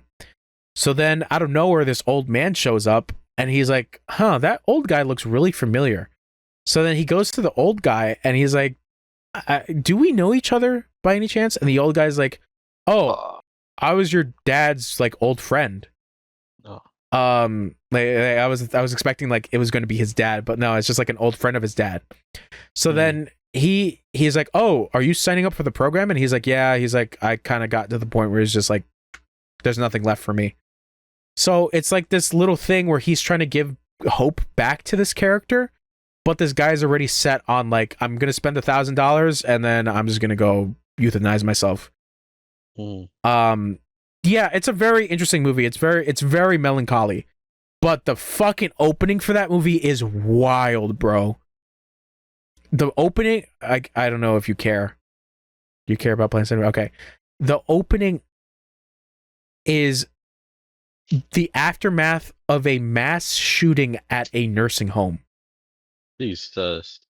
And it basically ends with the shooter leaving a video diary saying that like all the problems that are happening in Japan is because these fucking old people won't die. So I'm doing the good what our government can't do. Because the whole thing that's happening within the world is that there's not enough childbirths. So all that's left is just old people. And then people who have families and are developing families don't have enough rights. I wouldn't say rights, but like more opportunities as like the old people do in that sense. So it's like kind of that thing of like, you know, the shooter is doing this for a weird, bizarre reasoning of like, society is crumbling and I need to show the people that like we need to get rid of these fucking old people. So it's a good movie. It's good, but yeah, that opening was fucking wild. So yeah, I got into that. I watched a movie called Bug. That was all right. I watched this movie called The Bear Fighter. No, not The Bear Fighter, The Bullfighter. It's a Japanese movie about a karate guy. And then I watched the first 2 seasons of The Handmaid's Tale, which is pretty good. I like it. I'll probably go into depth about it at some point once I finish the whole series. And after I finish reading the books, because I got the books, because I plan on reading it at some point. And then I started, I didn't start, but I watched Begonia, which is a movie that came out this year, which is a fucking great movie. You want to share with the class? Okay. Begonia is pretty good. Begonia is it's an American remake of a Korean movie. The Korean movie is called Save the Green Planet. I'm probably gonna watch that at some point, because the 4K release came out for that, so I'm picking that up. It should be coming in like a couple days. But the premise is this conspiracy theorists believes that the world is dealing with all the problems of global warming because aliens have infiltrated Earth and are running things and essentially want to destroy us. So he believes that his boss is an alien. So he decides, I'm going to kidnap my boss and interrogate him in order for us to meet his leader. So it kind of goes from there. Or their leader, I should say. Because in Begonia, Emma Stone is the CEO character. And then Jesse Plemons, you've probably seen his face in like certain things. But Jesse Plemons is the conspiracy theorist.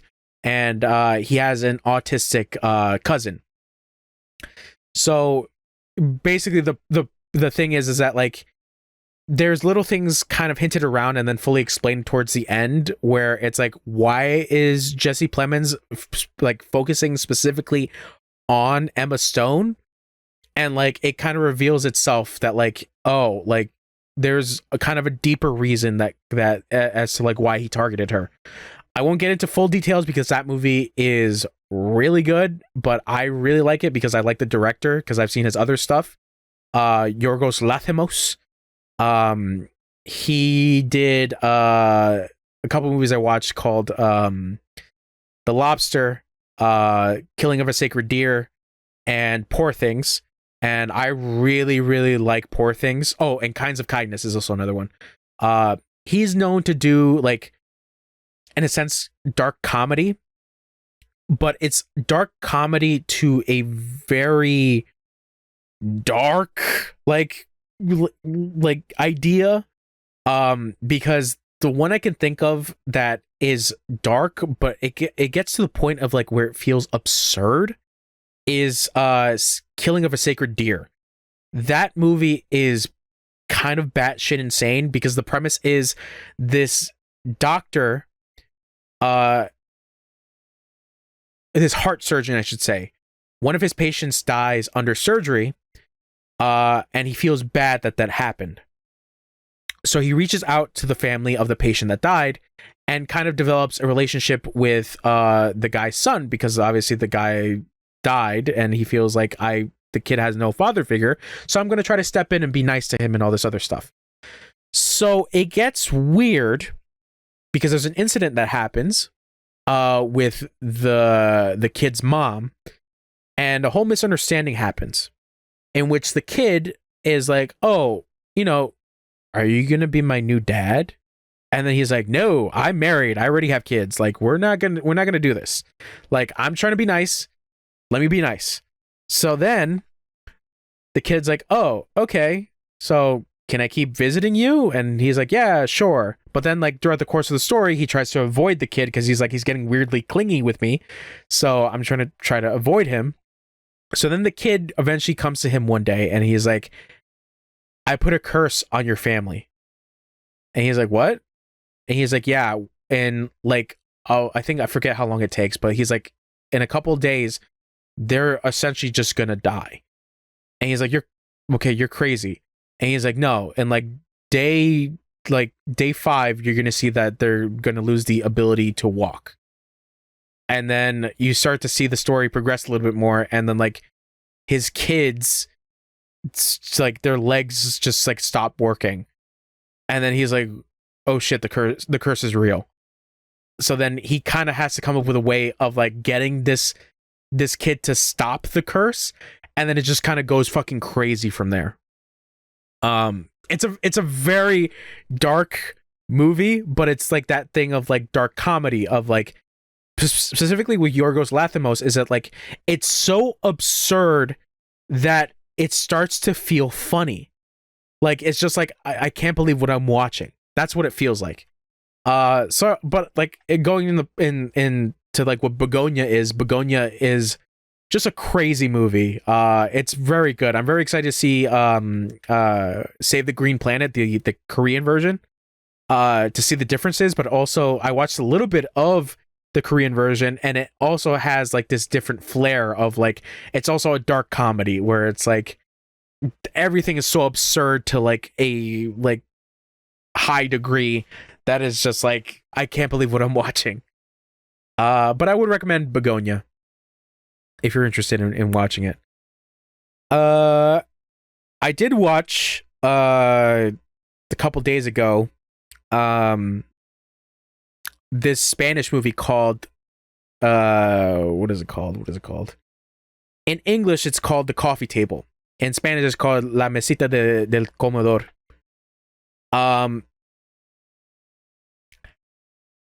When you want to talk about a movie that is pure agony, this is agony in, I wouldn't say a bad way. It is true horror. I don't want to go into details because it's free on Tubi, so you can watch it there. But the entire time I was experiencing dread, because the premise is you follow these two people who are a couple. The beginning of the movie opens up with them buying furniture, and the husband wants to buy a coffee table. And basically, the coffee table kind of goes into a direction of him and his wife arguing about, like, his wife doesn't like the look of the coffee table. He likes it, but there's also this weird aspect that, like, it feels like he really wants his coffee table to kind of spite his wife. So at the end of it, he gets the coffee table. There is an incident that happens involving the coffee table, which I won't get into. And then after the incident, it is gut-wrenching. And it is horrifying because it is a predicament that feels that could happen. And it's really fucked. Yeah. Yeah, there's an incident that happens that there was intervals in the movie that where I was just pausing and just literally thinking to myself, I'm like, can I finish watching this? Like, it's too much. Like, it is way too much. But I would have to say that has kicked off my movie watching of this year, The Coffee Table. So I would recommend it.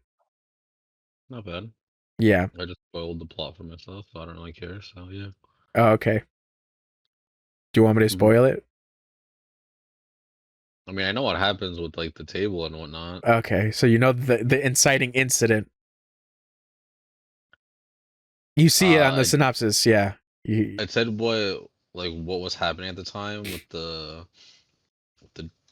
crying and whatnot, but it didn't like go Yeah, into detail. And I was like, yeah, oh, okay, never mind. yeah. And then, dude, it happens 20 minutes into the movie where that happened, Jesus. and then I paused it, and I was like, "What the fuck do you mean I have an hour more? Like, what is the rest of the hour?" And the hour is just like him trying to come to terms of what happened, and then trying to explain, or even trying to figure out what the fuck to do. It is a wild movie. It is a wild fucking movie.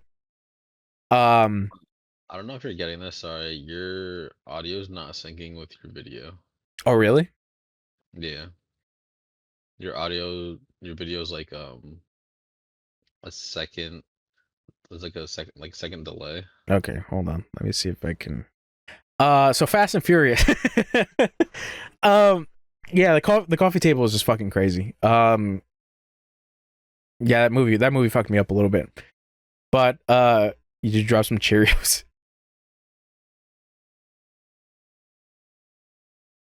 But today I started watching. I did some errands today, so that I was like, all right. After I finished my errands, I was like, let me watch this show on HBO called The Chair Company, that stars Tim Robbins, or Tim Robinson, I should say. Tim Robbins is a different actor. Do you know anything about Tim Robinson? Do you know the show I Think You Should Leave? Okay. So, I think You Should Leave got really hyped up on Netflix. I want to say that's a bad thing because it's absurdist humor.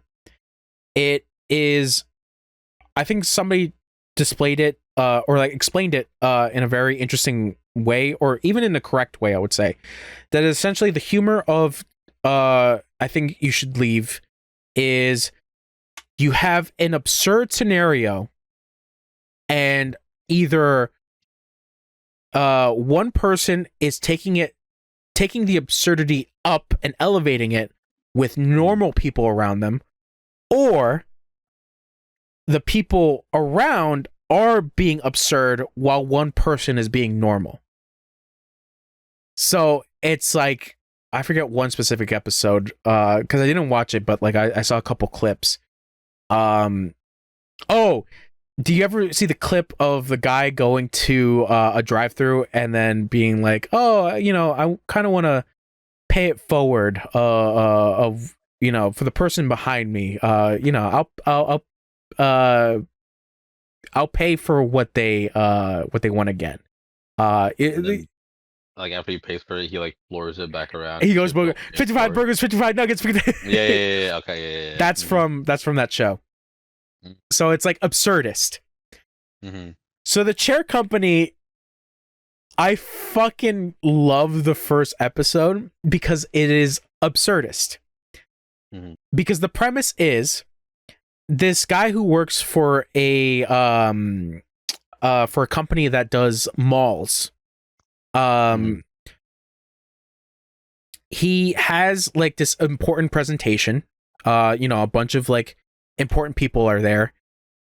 He is basically the lead of the whole project design of the mall and everything. He already has a position, he already has the promotion, all this other stuff. So the presentation happens, the CEO is there, everything is going great. There's nothing like that feels like anybody's like super against him, or like, anybody tries to be demeaning towards him. Like everybody's cool with him. Until the incident happens where they're all on stage. Your main guy goes up to the podium. He talks about how he's going to make this mall the best mall ever, essentially. And like talking about how like it's eco-friendly, all this other shit. And then he goes back to sit down. And when he sits down, the chair that he's on falls apart. Mm-hmm. And then, nobody really thinks anything of it. But then he starts to think to himself, was I sabotaged? What is up with this chair? Why did the chair break? Who's behind the chair? Oh, it's this company. Let me see. Bless you. Bless you. Bless you. Let me see this company's website. Let me see if I can reach out to them. And then it leads him down a rabbit hole where all the information for this chair company doesn't add up. Mm-hmm. And then he's like, I have to dig deeper. So that is the premise of this show, is that a incident that meant so much to one guy and he's taking it to this fucking crazy degree is him trying to unlock this conspiracy of this chair company.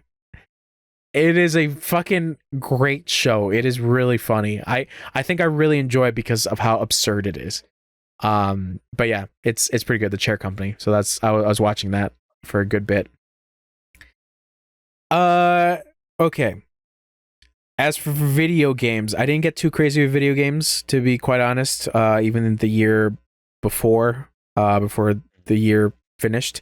Obviously, the Game Awards happened. Forgot to mention that. Mon Ami, Clair Obscur, Expedition 33, won. So there's that.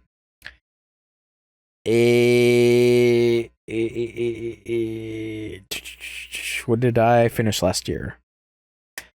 Talking about Ninja Gaiden. Got really into Ninja Gaiden Ragebound and Ninja Gaiden 4. Beat that. I finished Silent Hill F. I got all the endings for that. Silent Hill F is a very good game. I recommend it. Ninja Gaiden 4 is also a very good game. I recommend it.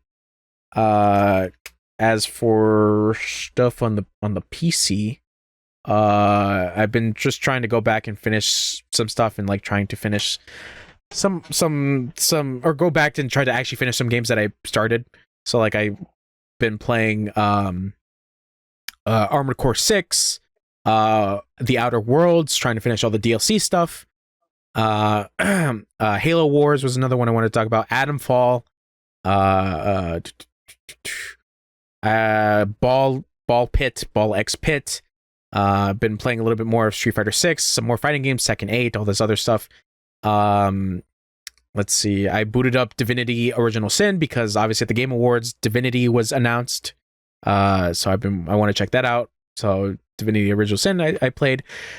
Been trying to finish Digimon Cyber Sleuth, and because this has also been an interesting last end of the year where me and my sister have kind of bonded a little bit about like playing some video games. So she went full crazy on Digimon Cyber Sleuth to the point where she beat it and is doing like after game stuff where she's trying to get like level 99 with a bunch of shit. She went really crazy. I think she's done because that also like was kind of like the whole thing of like why I started to watch Digimon, because she was like, oh, I'm gonna watch Digimon. So I'm like, okay, I'll watch Digimon. So I watched all the Digimon, which I mentioned before. I highly recommend watching Digimon, specifically the Japanese dub, because there's some stuff in the American dub which got cut, which I was surprised about. But Digimon is great. I think it's a great series. I'm gonna watch Adventure 2 at some point, but Digimon Adventure 1 is fucking phenomenal. And I do want to watch the new Digimon that came out, Beat Break, I believe it's called. Because Lizardmon is adorable. But anyways, my sister is now really into Persona 5. So she is like 20 hours into it. But she's playing Royal. I have not played Royal yet. So I need to eventually play Royal to kind of know what she's talking about. But yeah, she's really loving Persona. and I'm here playing too many games and trying to finish Digimon. And also that new Digimon game came out, Time Stranger, so that one looks pretty cool as well. So yeah, I've been having an issue of like actually finishing some games, but like I said, I have been trying to finish some stuff, and obviously on stream I'm playing some stuff. And then as for 2026, of a game that I finished this year, because I played it a little bit last year and then I actually finished it this year, got all the endings for it, is Chronos the New Dawn. Do you know anything about Chronos the New Dawn? No, I'm pretty sure I have it on my wish list for Steam. Okay, so it is by Bloober Team, who are the people behind Layers of Fear, Observer, and the Silent Hill 2 remake. So this is the game that came after Silent Hill 2 remake. It's a survival horror game. A lot of people say that it replicates a lot of Dead Space, which is true. It does an interesting thing. Instead of Dead Space's whole thing of like, you gotta dismember, it's basically you got to stop the enemies from consuming one another. Because if they consume one another, they eventually become this stronger enemy type, and it's harder to kill. So it implements that. But the overall premise, I think, is interesting. But the problem that can happen is that it can be confusing, because it's very dependent on time travel. So I mentioned talking to Haller about this. Is like certain shows and certain points, certain things of media can do time travel really well, and then sometimes kind of like trip over with time travel stories. But the whole premise of this is that like it's set in like 1980s Poland. Something went horribly wrong in this city of New Dawn, in which an outbreak happened, and people are just turning into like weird zombie monster things. So you play as a character called the Traveler, and essentially the Traveler is this armored, suited person that is essentially a time traveler. And their objective is to figure out a way to stop the outbreak from happening. It's like, if you ever seen the movie 12 Monkeys, it's kind of like that, where 12 Monkeys' whole thing is like, you're sent back in time to stop or prevent the an outbreak from happening in the future. So you kind of go from there. There is a thing that kind of gets introduced towards like the third act of the game, where it's like, oh, there's actually kind of a bigger reason as to why this stuff is happening, but time travel is involved heavily in this game, and like I said, it can be kind of confusing. But I kind of got the gist from it. So there's a really neat thing where you get the choices of 2 endings, and then you kind of have to play New Game Plus in order to get a secret third ending. And then I did that. I played New Game Plus, and I was like, yeah, like it's good. It's good for the most part, but like I it's one of those games where like I need somebody to play it and then talk to me about it, because it is a game it is a game worth talking about, to be fair. But I liked what I played. I also liked the collectibles, which are cats, and then you go to a cat, you pet it, and then it leaves like an upgrade item for you, and you're like, cool. But then also reading some of the notes left behind from people who lived in New Dawn, and basically be like, yeah, this shit's fucking crazy. Like everybody's like turning, and we're essentially locked in our apartments because the government said that we have a curfew now, or the government has enacted martial law and we can't fucking leave. And then kind of like the progression, you know, I think in the course of like months, where like everybody was getting sick, and then it got to a point where like different people in different areas of the city were getting sick. So people who are working like at the steel mill, or people being transferred to a hospital, or even then people at a church where they started believing that it was the end times, so they went all fucking crazy. But it is a good game, you know, in a survival horror aspect. I liked it. I liked it for the most part. So that was a game that I finished this year. Yay, I did it. As for stuff that I bought on the winter sale, hey man, did you buy anything in the winter sale for Steam? looking at your. Did I buy? Did you buy shit? I know I bought. I'm pretty sure I bought something. I don't remember what.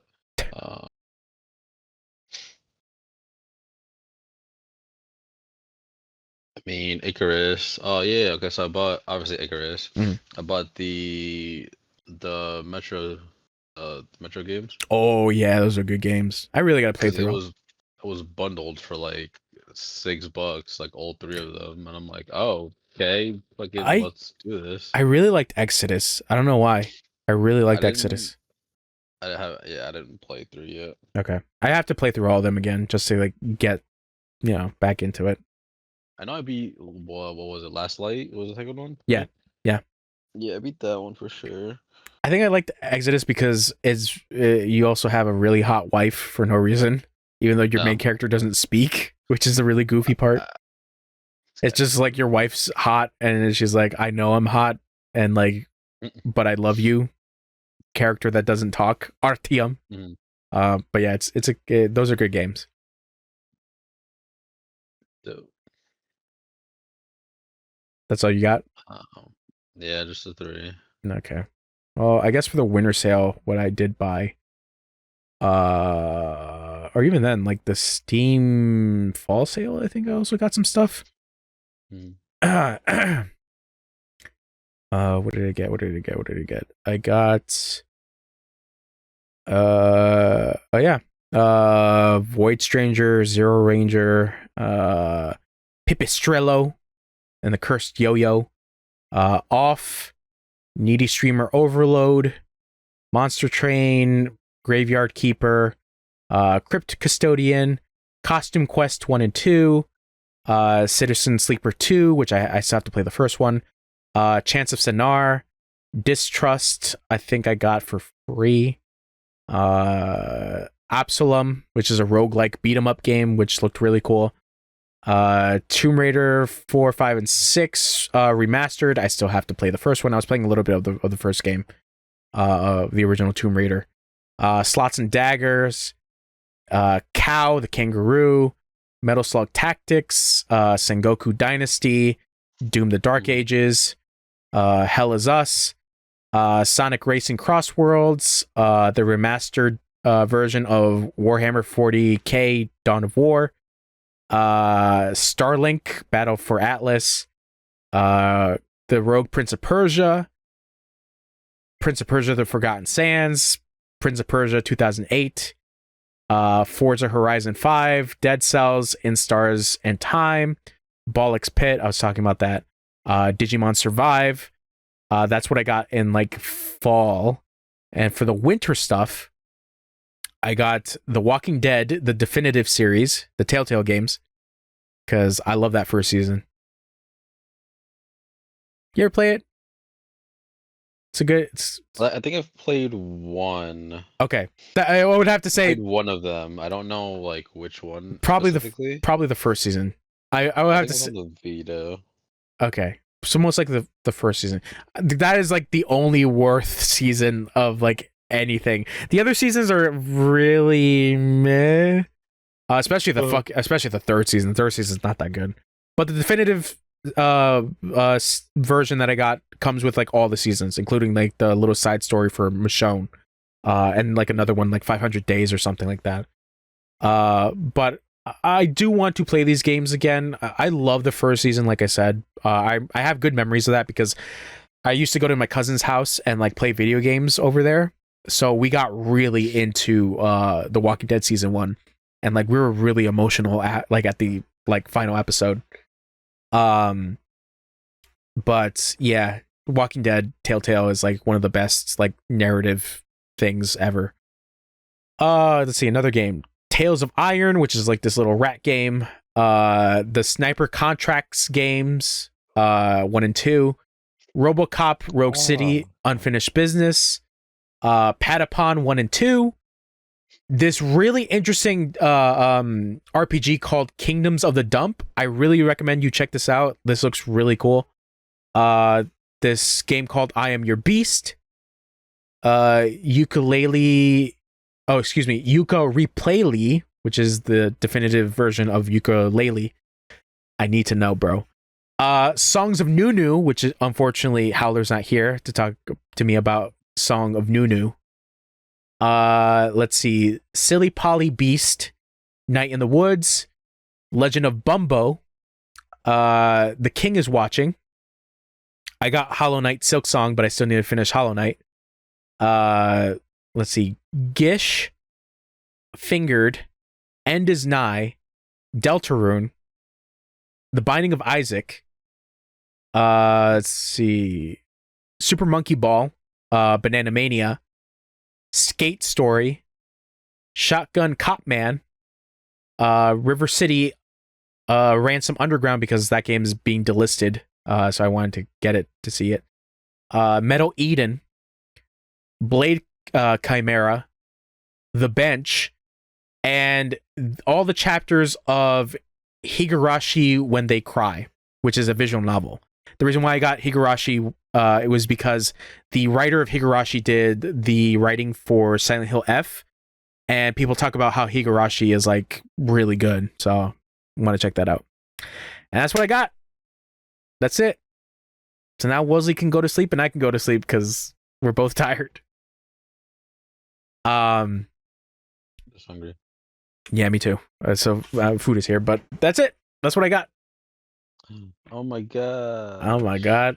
So yeah, currently I'm playing Fallout New Vegas. I did the Viva New Vegas mod, which basically kind of like helps with New Vegas from crashing, but I've been having some issues where I get infinite loading.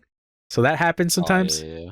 But I'm really, really digging my time with New Vegas. I think it's a really fun game. Right now I'm also going through on my PlayStation.